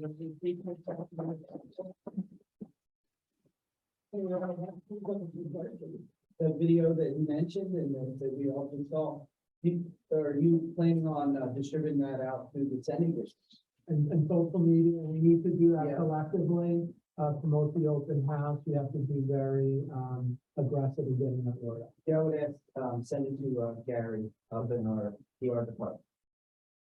So what's so great about manufacturing, I think, when did we first see, was that 4 years ago? the Denver? Yeah. And I think 2 of our middle schools won awards there. It was really neat, and to see what the kids learned and the exposure. Be interesting to see how many of those kids then ended up going into manufacturing after going through that process, but that was really neat, and we heard so much positive feedback from kids who went through there and learned about things they never even would have. A lot of the, I'm not, we got some money from the state said, show me these kids that are they working back. We were there to change attitudes. And a lot of the kids were film kids. They like videos, we gave them GoPro cameras, taught them how to use them, that kind of stuff. Some have done, we got some wisdom. But, and the main thing was the adjustment of the parents and the students to say that, there's a lot of good careers out there. We just got to educate the kids on what are they. And I think put some examples into the classroom and say, here's what I went to career technical school. Now I'm a supervisor at Rockalani Machine. I started out on the floor. Ron would be loving to get us, and he had done that in this program. But I think the more you can get industry into the schools, the better off. There was a field trip, they did a field trip recently, the program to Bromley. I actually took my kids because they had an open house, so I did my own little field trip, took my kids there, and we toured Bromley, and even my youngest, well, not my really youngest, second. Not the 7-month-old, but my 5-year-old too, and they really did a great job of showing, the products as they, the starting products and what they look like through the, through each process, and then what the output was. It was really neat for them to walk through and see how all of that works. And so we've been trying to get some of our sending districts to do those kinds of field trips to some of those places to see what it's like in a real company. But what's so great about manufacturing? Is that a yearly thing? Yes, as I said, I left 2 years ago where I started up in Lehigh Valley. We did it a couple times down here. I'm now consulting with DVRC to try to pick it up again this year. We were a little late getting started. COVID as a challenge, but next year we'll be getting. We used to do it earlier in the springtime with the intent to try to get 20 to 30 teams in the 3-county area down in Bucks, Montgomery, and Philadelphia. So this year we'll probably get about 15 teams, but it's every year with a state tournament at the end. The 2 winners of each of the contests around the state send somebody down. Up in the Lehigh Valley, we had, and in Berks, we had an award ceremony that we had 1,000 people at. And down in Berks, they had to be that they were 1,200. But I'm just saying, that's the exciting part of it, I think, is the parents seeing the kids get awards, this kind of stuff. More important, seeing is that what B1 looks like inside? Often I go by it, I like to see what it's like. And I think that's the same thing we want to do now here in the counties, especially Montgomery. And they're on all advisory committees. It's a generous contribution of one of our manufacturers. There's monies to help market it. So we were talking about making the connections with the school districts. Some of the Project Lead the Way middle schools have already reached out to them to bring them to our school, and with the value added that they could get industry certs, on the job training, real world experience. People on the top-notch companies in the world are right here in Bucks County, and they're advising us. They're making sure our programs are cutting edge, our curriculum and those certifications are meeting their needs. So I think being that gatekeeper here between the sending school students to the tech school, we have the direct link to those manufacturers with who record the co-op. This is often wrong in here, but making up to $30 an hour last year. And some of the companies like GSK have paid our students to go to school, paid for the students to go to school. and said, we don't even want you to commit. There's no commitment after that. But they're selecting the kids, they're putting through the program, and their retention rate of those students going back to these companies are incredible. So we have some, we'll talk about the value of CTE, but right now from the workforce development and the impact that this will have in our local state economy is incredible. And again, we need to streamline those education, labor things together, and the tech school is the spot to do that.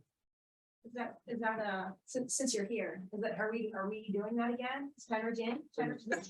Not this year, we're not. I mean, the funder came and presented and we connected them with our staff. So for next year? So that's why we connected them. All three are looking, that was my next question. I asked you this year, and then I All three middle schools and all three schools. yeah. All three school districts, you mean, 17 school districts. And all three middle schools. So then we can all compete. Yeah. Bragging rights. We still have time now. Ladies. I'm in. Just on a side note, and I think Jack is right, we, the vote tech community, for many, many years, and this is going way back, really had to fight the parent issue. The stigma of a vote tech school, and Jim and I are the only two that are probably gonna remember this. But way back when we had the advisory committee, it's still in effect, the general advisory committee. We came up with a marketing plan to make sure that kids would understand about manufacturing. But we didn't go after middle school. Stay away from high school. We went right to the elementary school level and we created a coloring book. Remember we did that?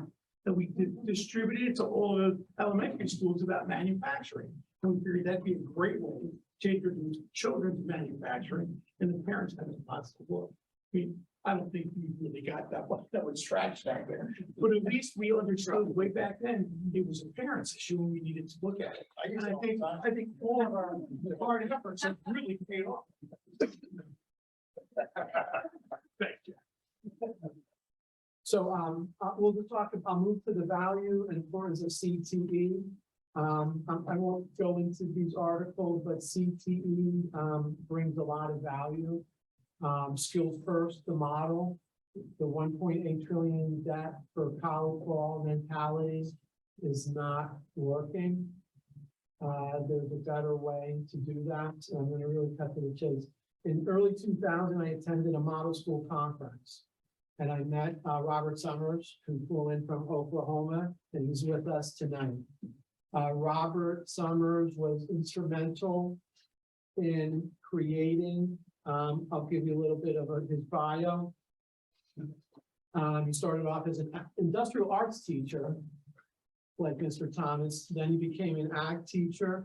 He was the state director for Oklahoma Department of Career and Tech Ed, superintendent of Butler Tech and Career Development Schools, and the Ohio Department of Ed. He's a co-founder of his company, Educational Solutions. As the CEO of Butler Tech, under his leadership, the district doubled in size and became known for creative educational programs. They serve more than 26,000 students and provide customized training to companies. Robert worked for the Ohio Department of Ed for 15 years as ag supervisor, state advisor for FFA, assistant director of program evaluation services, and associate director for CTE. He served as Ohio Governor John Kasek's educational policy advisor, covering elementary through university education policy. During his tenure, he implemented reforms for increased school performance, transparency, teacher eval, school choice, digital education options, and failing school transformation. He earned his doctorate in educational administration and leadership from Ohio State University, where he also completed his master's in ag ed. He is one of my heroes, right, and a role model. Following his career. Thank you, Mr. Summers, for coming out tonight. I don't know if you wanted to say any brief comments. Well, I think the brief comment is I better quit while I'm ahead. I do want to, I wasn't going to say much, but I decided that I had just a few little quick remarks to make. you've actually seen that accounts, and that is the people that have actually been served on the program. You see them now, you see them from years ago. If you went around the room, probably most of us have become successful for something other than how well we read or did mathematics. It was probably something around our character, around our drive. So I hope that that's the most important thing you remember. I do want to say I have the privilege today of doing a lot of work with school boards, and I want to say thank you for all of you that I know you're not a school board, but you pretty much act like one. And I want to say thank you for your service. It's I served on elected school board once. I didn't realize how fast your IQ could drop. Before election, everybody was for you. Right after election, you couldn't do anything right. So I always said everybody should have to do it once. Nobody should have to do it twice.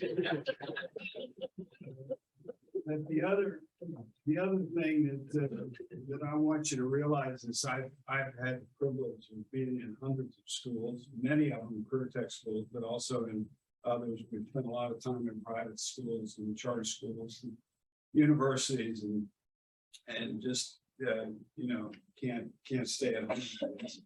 But you really have a gem here that you can grow and make good full use of, or you can let it kind of sit and languish a bit. My sense is the mic is going to push you a lot, and I hope you enjoy that push, and I hope you push back a little bit so that you make full use of the program. I want to give you just a quick facts, and this is about the status of the world. It's not anything we can do anything about, but it's we've come to the realization that academics are necessary, but no longer sufficient to be successful in life. It used to be that if you got a good set of academics down in high school, you would go to college and somehow you'd come out the other end and there was always something for you. That was a day and time when skill sets were really not that important. Things were kind of simple, and it was more who you knew, not what you knew. And the world has changed dramatically to where it's what you know, not who you know.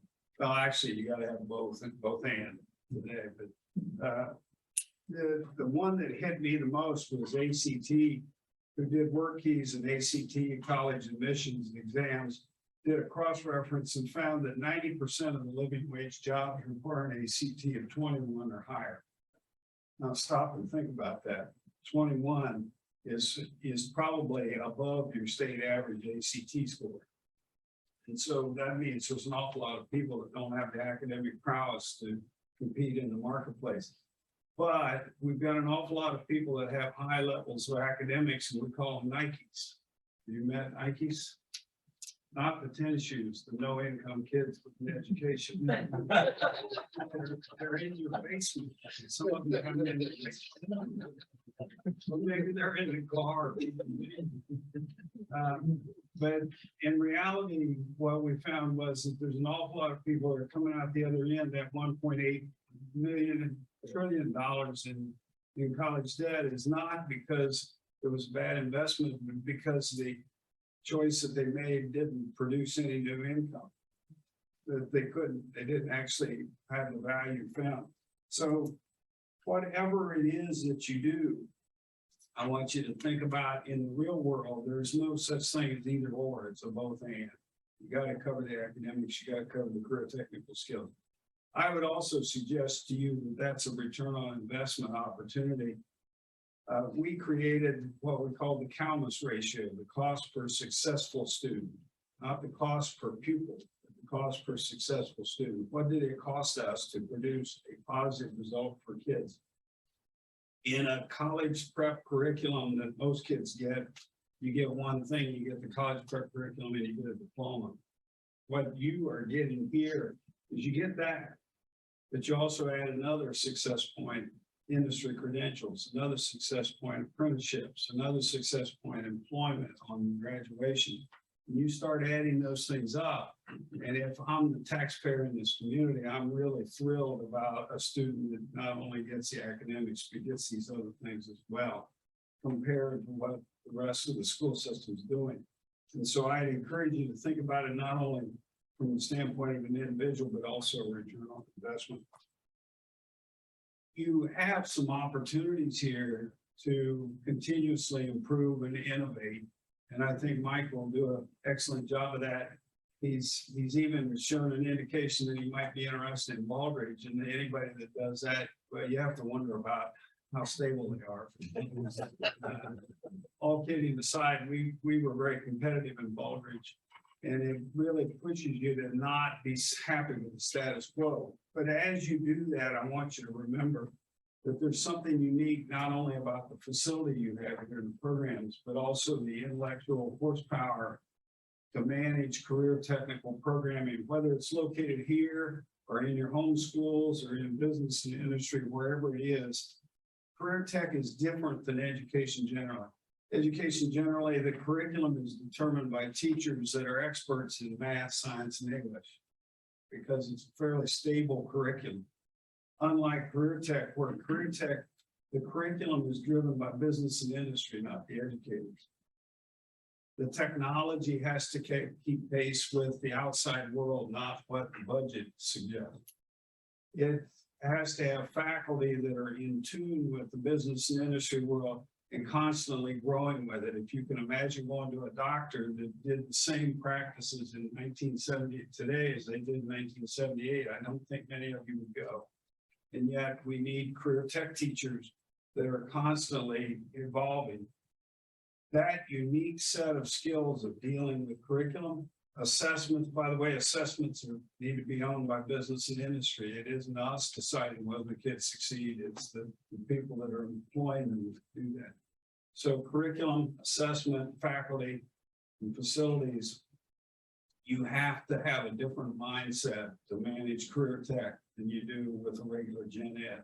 And I think that's one of the advantages that you really have here, is you have expertise that understands that and can implement it. And the beauty is that you got a great collaborative relationship. I can tell by the way that you operate. So bottom line, I didn't quit while I was ahead, but hopefully.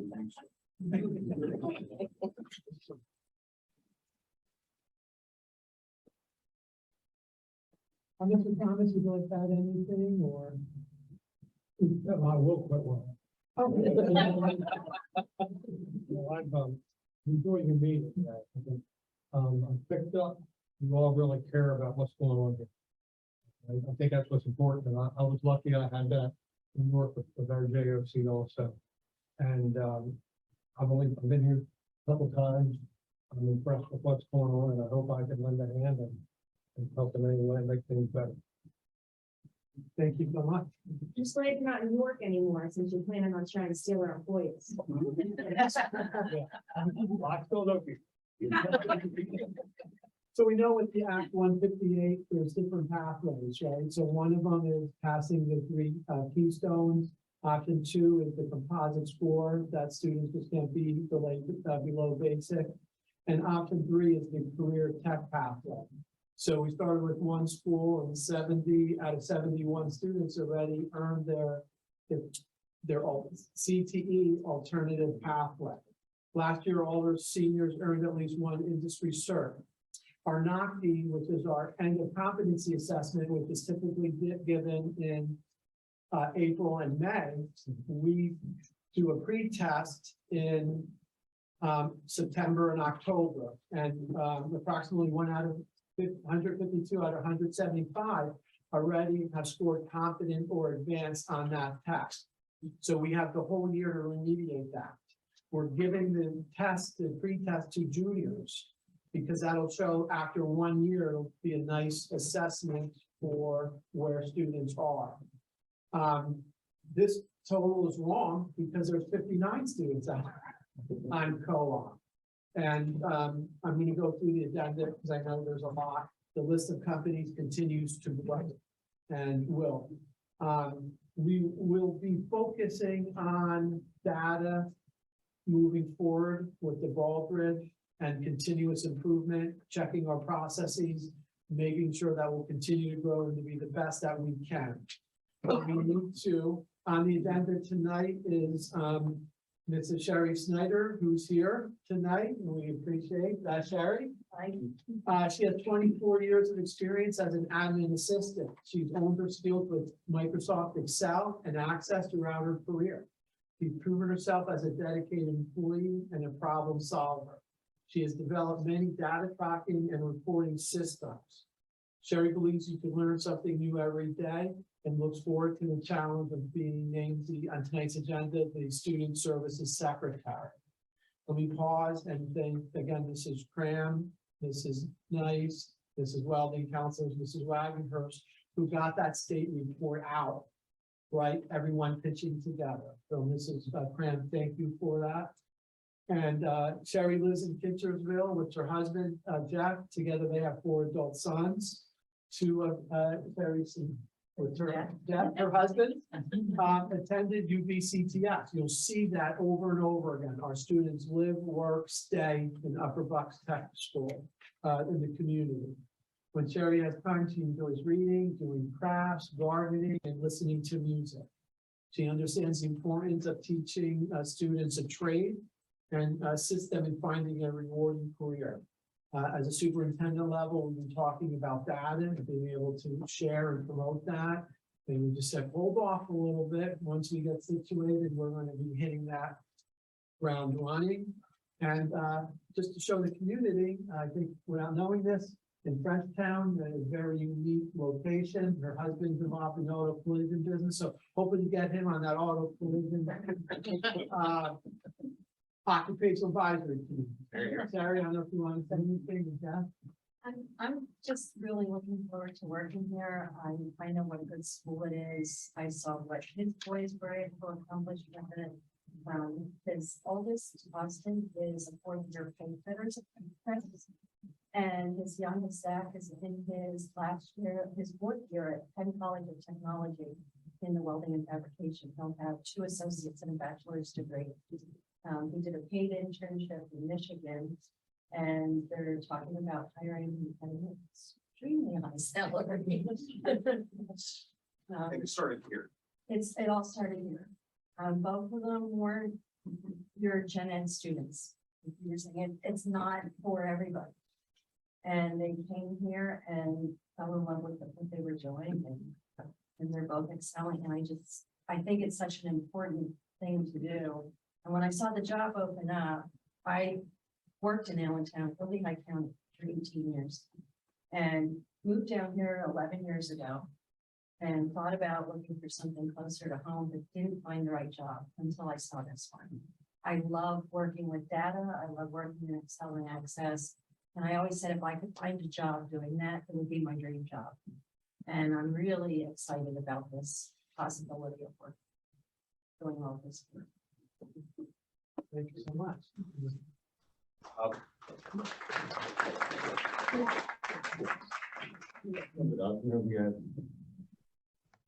I have 2 boys, she has 2 boys. The boys are doing great. My youngest, Zach, he's got job offers coming in left and right. And he started here in the welding. Actually, he started here in small engine. And moved into welding. And he has excelled at a Penn College. The boy we weren't sure was going to graduate. Until I saw his diploma. And he has gone full of the direction. Both with the academics out of Penn College and the trade building aspect, building fabrication. I'll graduate with an engineering degree. Proud of that. We get it started here. My oldest started here in the welding program. Got a job with a large global company. Ended up going to the pipe fit. You're in his 4th year, ending his 4th year apprenticeship. And he's probably making almost as much money as I am after 40 years. And it'll go past that once he finishes his apprenticeship. So the trades, I think, are phenomenal. I've been in them pretty much my entire life. I can say my oldest, he went on to a 2-year college. He's 26. He has no student debt. He's hated. already. It's gone. And Zach will probably follow suit. 4 years, take a little bit longer to pay it off, but it'll be gone. I'm proud to say it came. All right. You hear all these great stories and it's like you kind of I want to bottle all of you up and bring you into like the back to school night to speak to all the parents, who don't realize, right? Because, I think there is still a bit of that stigma and, things have changed so much too. I mean, I know that when I was in high school, you couldn't go to the technical school and take honors classes or AP classes because you just didn't have the ability to do that. And now you can. Now you can take these classes and go on to get an engineering degree. And there's just so many different pathways for kids. And we need to find a way, I think, to educate parents, which I think, we've all been kind of saying here is a lot of that is educating parents. This is our Act 150 Alternative Pathways to Graduation. I'll be brief. You're looking at all of the industry certifications that are earned. When we look at the Calmus ratio and what the students get, they'll have the passing NACI score, the industry certification, 59 students working on co-op. Many of our students earn college credits at the tech school. They're employed in their field, continuing ed. We're also offering the PE credits right now again. So that cost and the value, it's more the value of what we're providing at the tech school. Really quick, I appreciate everyone's patience tonight. Moving forward, to use data to drive organizational improvement will be key to us. Our stakeholders are our community members, business and industry, higher ed, sending schools. Our product is educational experiences. We are going to create our desired future to get as many students in without admissions as possible and get them in the right programs, working collaboratively with the sending school district, adding our expertise and developing these top-notch programs, both here and possibly at the sending schools. Again, these are the Calmus unfriendly practices, and this is copywriting. And Mr. Summers, thank you, the Calmus practice, for letting us use this.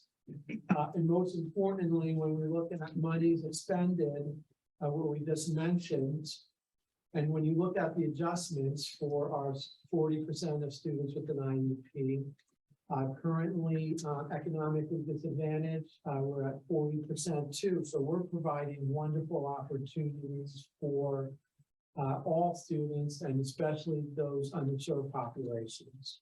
And we're going to say, here's the value over the performance units achieved.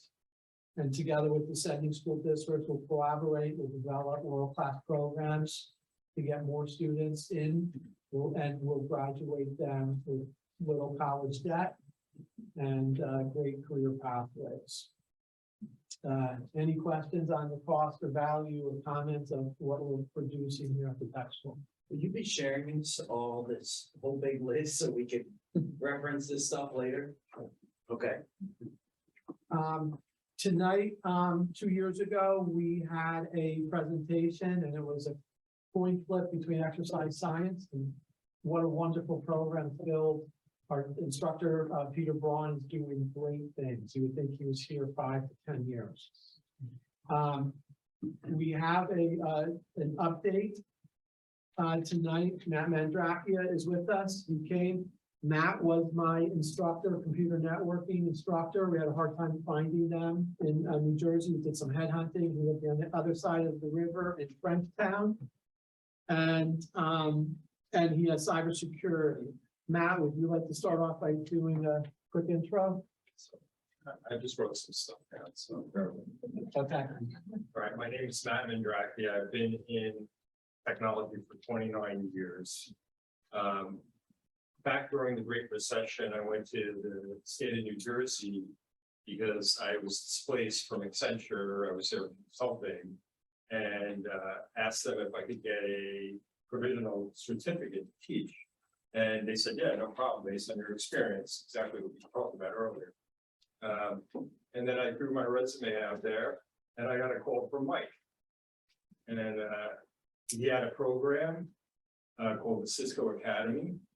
Excellent program for networking, based from the company Cisco. I walked into the classroom, they had a substitute teacher there. And I really kind of felt bad for the kids. They were in desperate need of an instructor. I talked to Mike about my experience and he hired me. And, you know, ever since then, you know, it's a great opportunity for me. The curriculum was all online, so that was my first teaching experience. I was able to actually not only teach based on the curriculum that Cisco provided, but I was also able to grade their tests and provide instruction based on simulation to kind of teach these kids how to learn network.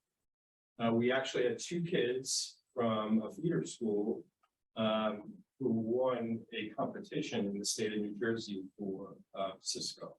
They came in first and they placed number 4 or 5 in the country.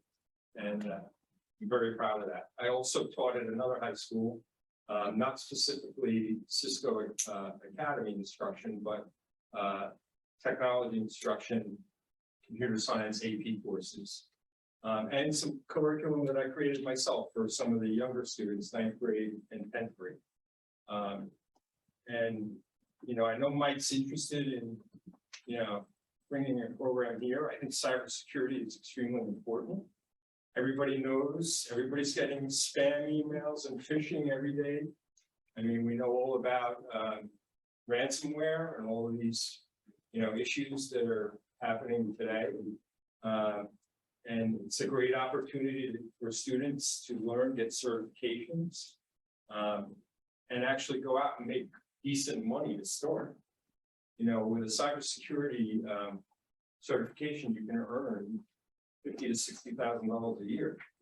Right off the bat, I mean, it's incredible.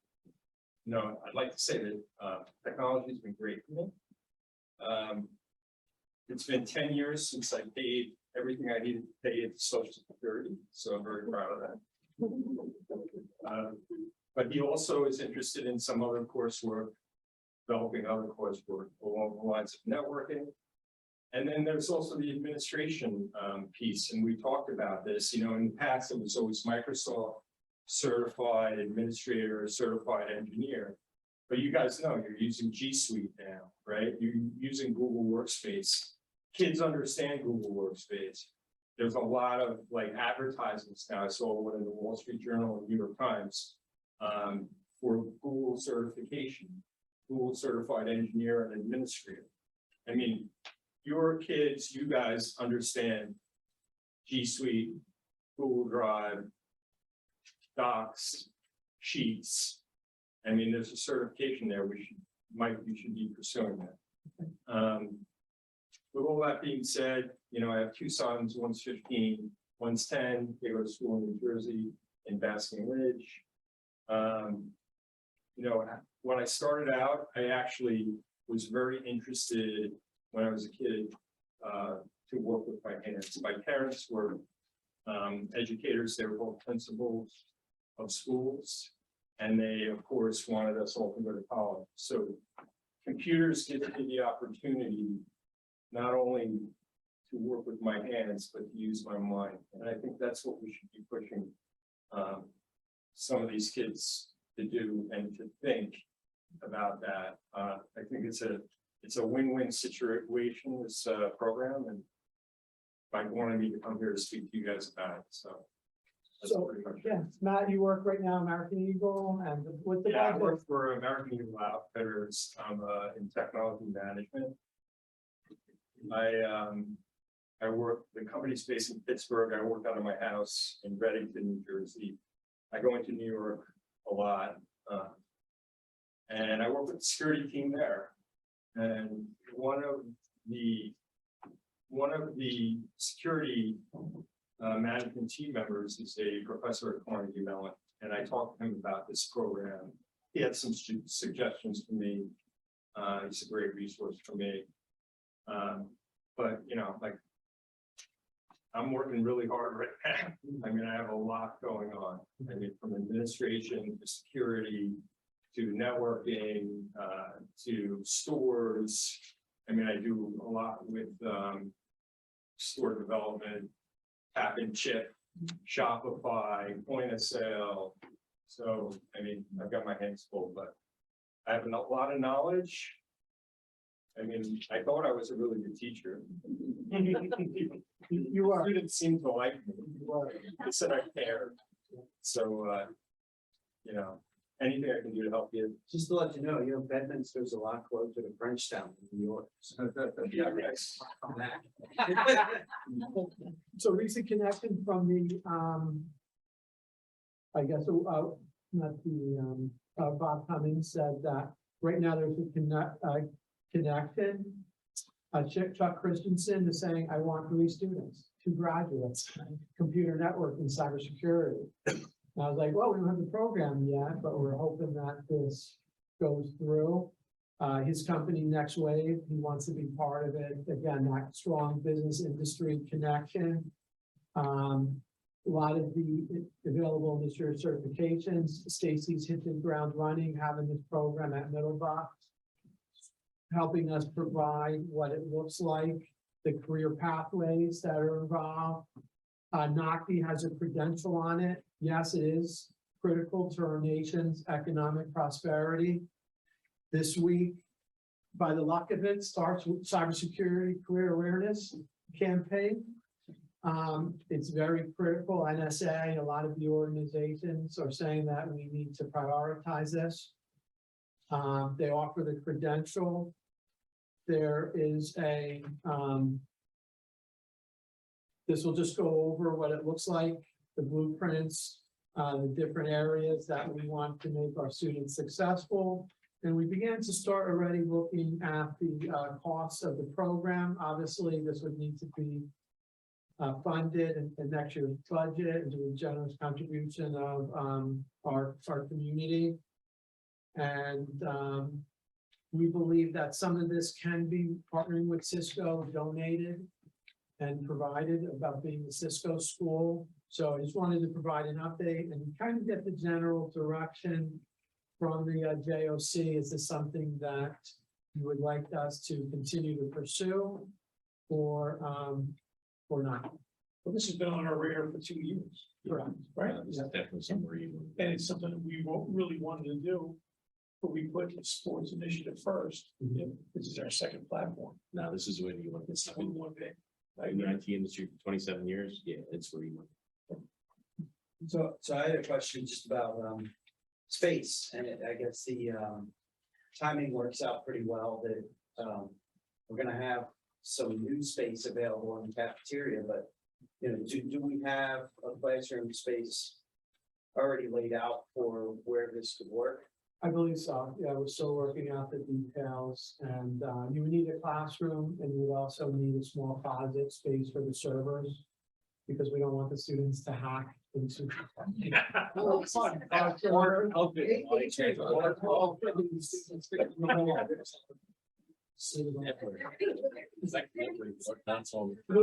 Linda will say that, give him an A, then it's an A, yeah. It's all cloud-based, it's the concept. Oh, yeah, it's all copy. All right, so it's the G Suite stuff. Yeah. And it was interesting, we just ran a state report and they were saying graduation validation report, and they're still classifying our graduates as white collar workers or blue collar workers. And I was like, I wonder if that needs to, we're talking about gold collars, etc. So again, we're trying to get ahead of the curve. Mr. Thomas, you've had a very successful program, 2 different competitions. What are your thoughts on it? You gotta have it for. Yeah. I mean, that program's a no-brainer, really, in the world today. And What's about jobs, everywhere. was this a popular program at Middlebach as well? Very much so. We added a second teacher 3 years ago. Yeah. We have 200 students in it. About 200? So maybe we'll need our whole cafeteria. We had 4 teachers in that computer. Several things. Guess our meetings will be in the hallway. All right, any other questions about the computer networking, cybersecurity?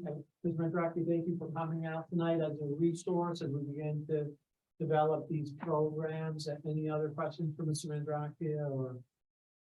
Nice meeting you guys. Thank you.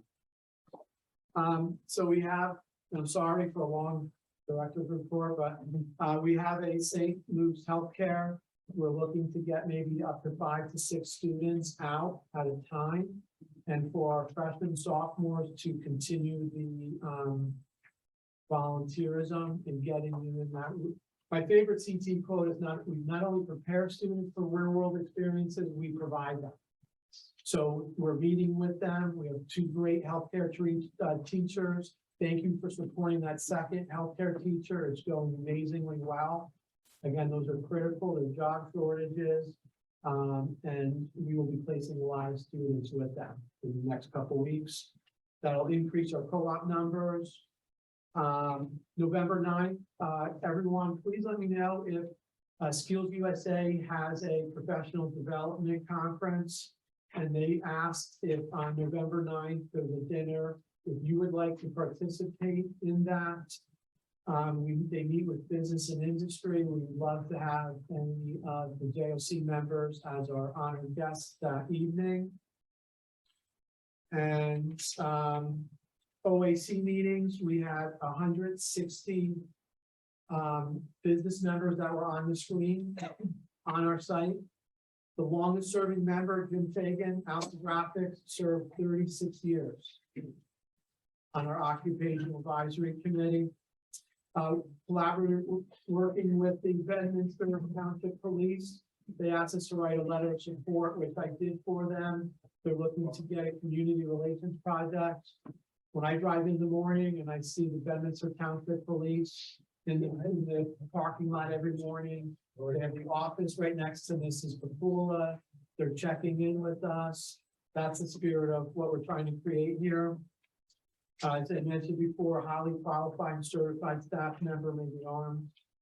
This decision was given great thought, collaboration with many individuals, and it was just discussed at the beginning. I'd like to thank our counselors for putting some products in the bathroom, period products.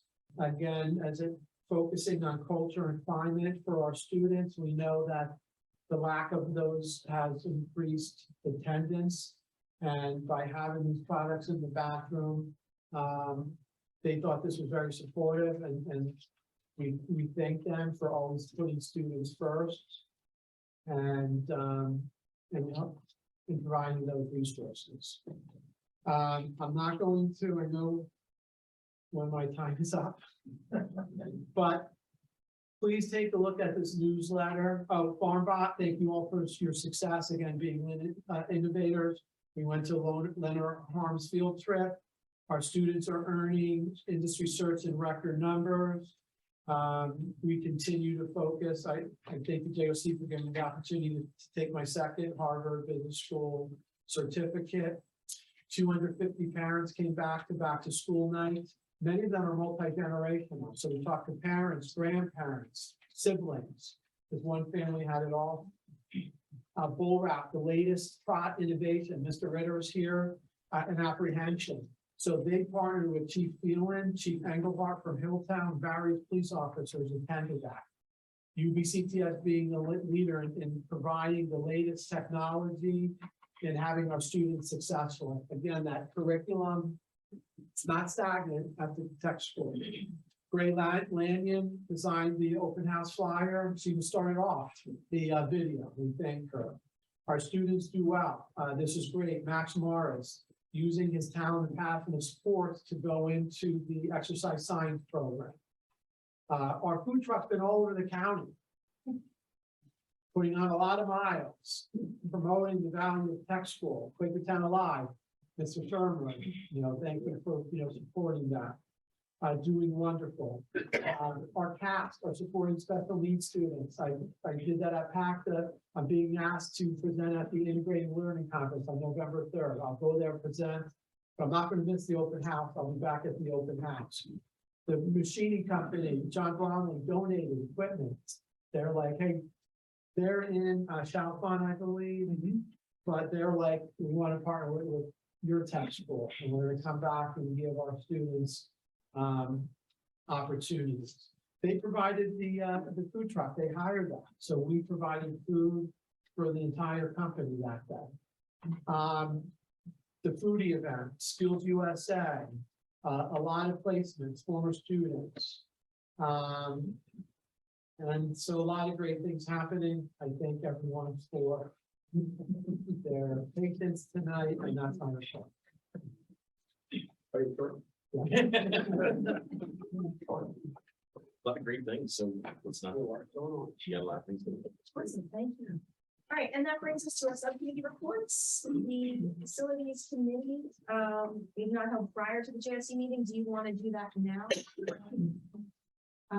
Presentation, logic, right? Where you? We can do facilities. Tanya would like to do the facility summary. Absolutely, thank you. So the facilities committee enjoyed a presentation by Provident Energy to discuss the upcoming rates that we will be entering into. That's on the board agenda today. Also discussed the current rate we have is approximately 3 cents, but we are looking at an increase for the future coming 3 fiscal years of averaging between about 7 cents. So we'll discuss that and the impact on the forthcoming budget and preparing for that. Heating oil, we discussed also the current situation with heating oil. Originally when it was budgeted, it was excuse me, $1.60. And we are now at $3.00, a little over $3 a gallon. So discussing that as well and factoring that into the coming budget. Tonight, we also have on the agenda, we concluded our guaranteed energy savings agreement bid. And it concluded, we had one bid, Site Logic, and that is on the tonight on the agenda to approve as well. Announcements, just a quick couple. Supplemental grant was submitted for 4 programs, 184,000. Going forward, we were also notified through the press that we were awarded the safety and health grant. We are still waiting to get that through e-grants, but we're excited the press has been covering that for us. So looks like that's about another 140,000 that we'll be receiving. The audit also finished up. We're waiting for the preliminary numbers next month. And then we have kicked off that fun 23-24 budget process where everybody's working diligently on their budget forms. Have been great, helped me get to know a lot of our staff, and they've all been wonderful in communicating their upcoming stuff. It's been good. The forms are due back by tomorrow, and I have quite a few, so I'm looking forward to going forward with that. You only been here for 1 month. I know. I've already left my voice. Yeah. And starting that budget process early is very beneficial, obviously, and so you hit the ground running. Thank you for that. Thank you. And then I made the mistake of saying facilities, and there's such a strong connection between finance and facilities. We work so close together. That was the finance committee. And the program committee is went over marketing for counseling, enrollment, retainment, and admissions. Do we want to, the Site Logic thing, I think that's what you were getting at. Site Logic is here and it was part of the finance committee. So maybe talk about that, visa application and program. No, you didn't have, you're just here to say hi. But you had a presentation or something. I didn't. They missed us. Okay. We want them back. Yeah. Everybody loves to text you. Thank you for coming. Yeah. If there are any questions. Well, since so that you didn't make the trip for no reason, I'm gonna reword my question that Chris tried to ask of me earlier to probably what should have gone to probably you, but No, what he was talking about with the roof situation, since we have to replace part of our roof. One of the things that you can do with the federal tax credit is if you are replacing your roof and you're getting solar panels on the roof at the same time, you can get the 30% tax credit off of the roof and the solar panels. And when you're talking about a roof as expensive as ours, right?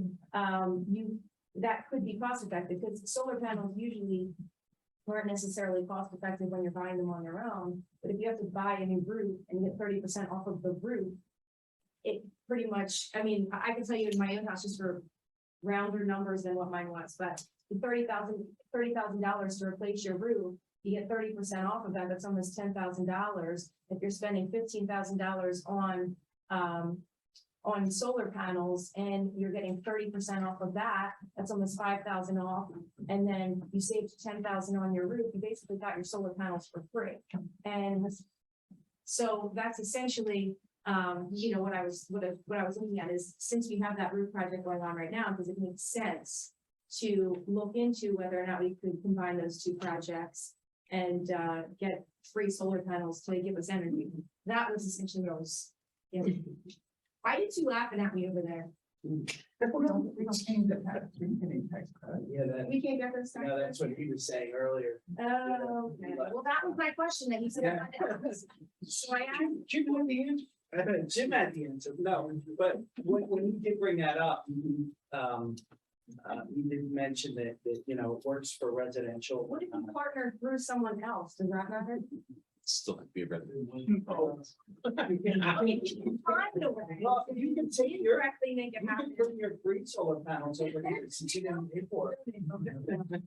But, have you guys worked with any schools on solar projects in the past as part of these roof jobs? Yes, the one thing I'd like to add to individually, we look at tax credits for solar or tax credits for other energy efficiency improvements. You also have to look at everything, nothing's for free. The rebates always generally include a financial commitment from usually upfront, and it comes back in that, or it's a matching type of thing. There's also other grants and programs that the state and the federal government does, as well as a lot of the utility companies themselves. We encourage everybody to put a plan together, look at everything, and then do that cost benefit analysis. Because sometimes you might find, yes, solar in a particular geographic area and need is tremendously more advantageous versus somebody just a few miles away. You also have to look at particular jurisdictional restrictions. Not every township is as welcoming to those type of technologies, as well as your site configurations. They do take up a lot of space. The roof is a great location for it. It's optimal because it allows you to also look at your educational programming and space and trends with your student population. Make sure you don't box yourself into not being able to add just like, you know, the one particular wing or the one particular classroom, avoid a much larger facility or a separate facility in order to accommodate those needs. Thank you for mentioning that. The JOC has been asking for expansion, and those Rose and I had a conversation earlier this month. Site Logic has the ability to do that. We're working on it, and hopefully we'll have it updated by next month. Yeah. Of the plan? No. Another plan of, he's talking about doing sort of like a facility assessment and programming needs extension. Sure. And Andy did identify himself. This is Andy says for me. He's going to be the project executive on the project. Last time I was here, I had Jeff Harris with me, and unfortunately Jeff is on medical leave, so he has a speedy recovery in his back. And I stick around for the whole meeting, so feel it's I'm committed. Thank you. The only one other thing I would add to it as it relates to this particular roof, the 88,000, it's repair work. Your roof is under warranty. It's preventative maintenance to avoid forward. A lot of the warranties exclude or exclude issues related to failing to maintain your roof or damage caused by other things. This particular visa that is under consideration by the JOC is that preventative maintenance. It is in conjunction with Darwin, warrant, the manufacturer of the warranty that you have in effect. It's not going to compromise the warranty. Right. But as it relates to those plans and tax credits and grants, we provide that assistance as part of we're advisor consult everything. We weigh in on anything you guys particularly need assistance with. It came down to the electrical procurement, the Provident particular procuring the electricity supplier at that point. Those type of things we're in. Thank you. Any other questions? Otherwise. Okay. And did you, the policy subcommittee, did you? On the agenda for public comment, we had a number of policies that we discussed at committee. They're on the agenda for first reading today. And the program subcommittee? Okay, so, all right, so next is the consent agenda. Anyone want them removed from the consent? Is there anyone who wants anything voted on separately?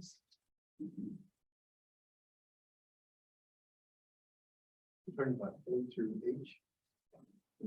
It would be, yes, A through H. I'll make a move. Second. Thank you. Okay, so the motion is to approve the September minutes, the September financial reports, the October bills payable, the personnel recommendations, which includes the retirement and of Sandy Ranjay. Thank you to her for her service here at the technical school for a long time. And the new hire of our student services secretary, Sherry Snyder. And our approving the designation of the equipment listed as obsolete and approval for its sale, disposal, portable whirlpool, petty bath. Approving a memorandum of agreement with the Upper Bucks County Technical School Education Support Personnel Association regarding insurance premiums in the amount of $10,951.60. Approving the UBCTS to hold a winter breakfast on Saturday, December 3rd from 9 to 11 at no cost to UBCTS. And hosting the annual dinner for the local chapter of the School Nutrition Association of Pennsylvania on December 14th in the evening in the Upper Bucks County Technical School cafeteria at no cost to UBCTS. So I believe that was moved by Mr. Rice, seconded by Mr. Cormack. Questions or comments from any board members? Was I wrong? Did I miss? No, you got it. No, you're Right. good. Okay. All right, all those in favor? Aye. Opposed? Motion passes 8-0. That brings us to the energy savings agreement selection. So I need a motion to approve SiteLogic Energy Services, Inc. as the selected energy services company, ESCO contractor for a guaranteed energy savings agreement. I'll make a move. Well, thank you. Moved by Mr. Rice, seconded by Mr. Shermer. Questions or comments from board members? I'd just like to say, I'm disappointed that there was only one who did. I do think there's very few companies who do that, so that's not surprising, but understood. The competition is good. Any other questions or comments from board members? All those in favor? Aye. Opposed? Motion passes 8-0. Okay, next is the initial guaranteed energy savings agreement. Motion to accept and approve an initial guaranteed energy savings agreement to SiteLogic Energy Services, Inc. for the partial roof replacement at UBCTS in the total amount not to exceed $88,000. Final form of agreement will be subject to approval by the JOC and the solicitor. Moved by Mr. Rice. Do you have a second? Seconded by Mr. Spear. Questions or comments from board members? Just a similar comment, but I'm glad that it's finally I get done. Purchase back into compliance. With our warranty. How many months later? 2 minutes. Any other questions or comments? All those in favor? Aye. Opposed? Motion passes 8-0. Next is the electric contract, a motion to direct the executive director, Michael Herrera, to contract for the strategic purchase of electricity for the Upper Bucks County Technical School accounts based on the market conditions and the advice of Provident Energy Consulting LLC for as many as 36 months beyond June 2023. I'll make a motion. I'll second. Moved by Mr. Cormack, seconded by Mr. Rice. Questions or comments from board members? Yeah, I just so the JOC is clear on this is actually a two-part motion. So you're approving the person who's going to go out and get bids, but you're also authorizing then Dr. Herrera to execute a contract on that lowest bid. Right. Okay. Yeah. Any questions or comments from board members? All those in favor? Aye. Opposed? Motion passes 8-0. And we are back to public comment. Are there any comments? This comment period is on anything related to the technical school. I guess you could also sing Twinkle Twinkle Little Star if you wanted to, but any comments from anyone in person? No? Anyone online? If anyone on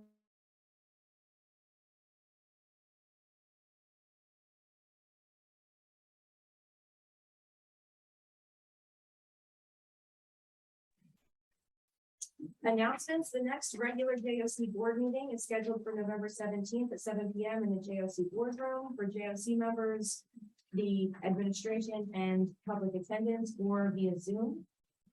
Are there any joint operating committee concerns? Okay, then can I have a motion to adjourn? Robert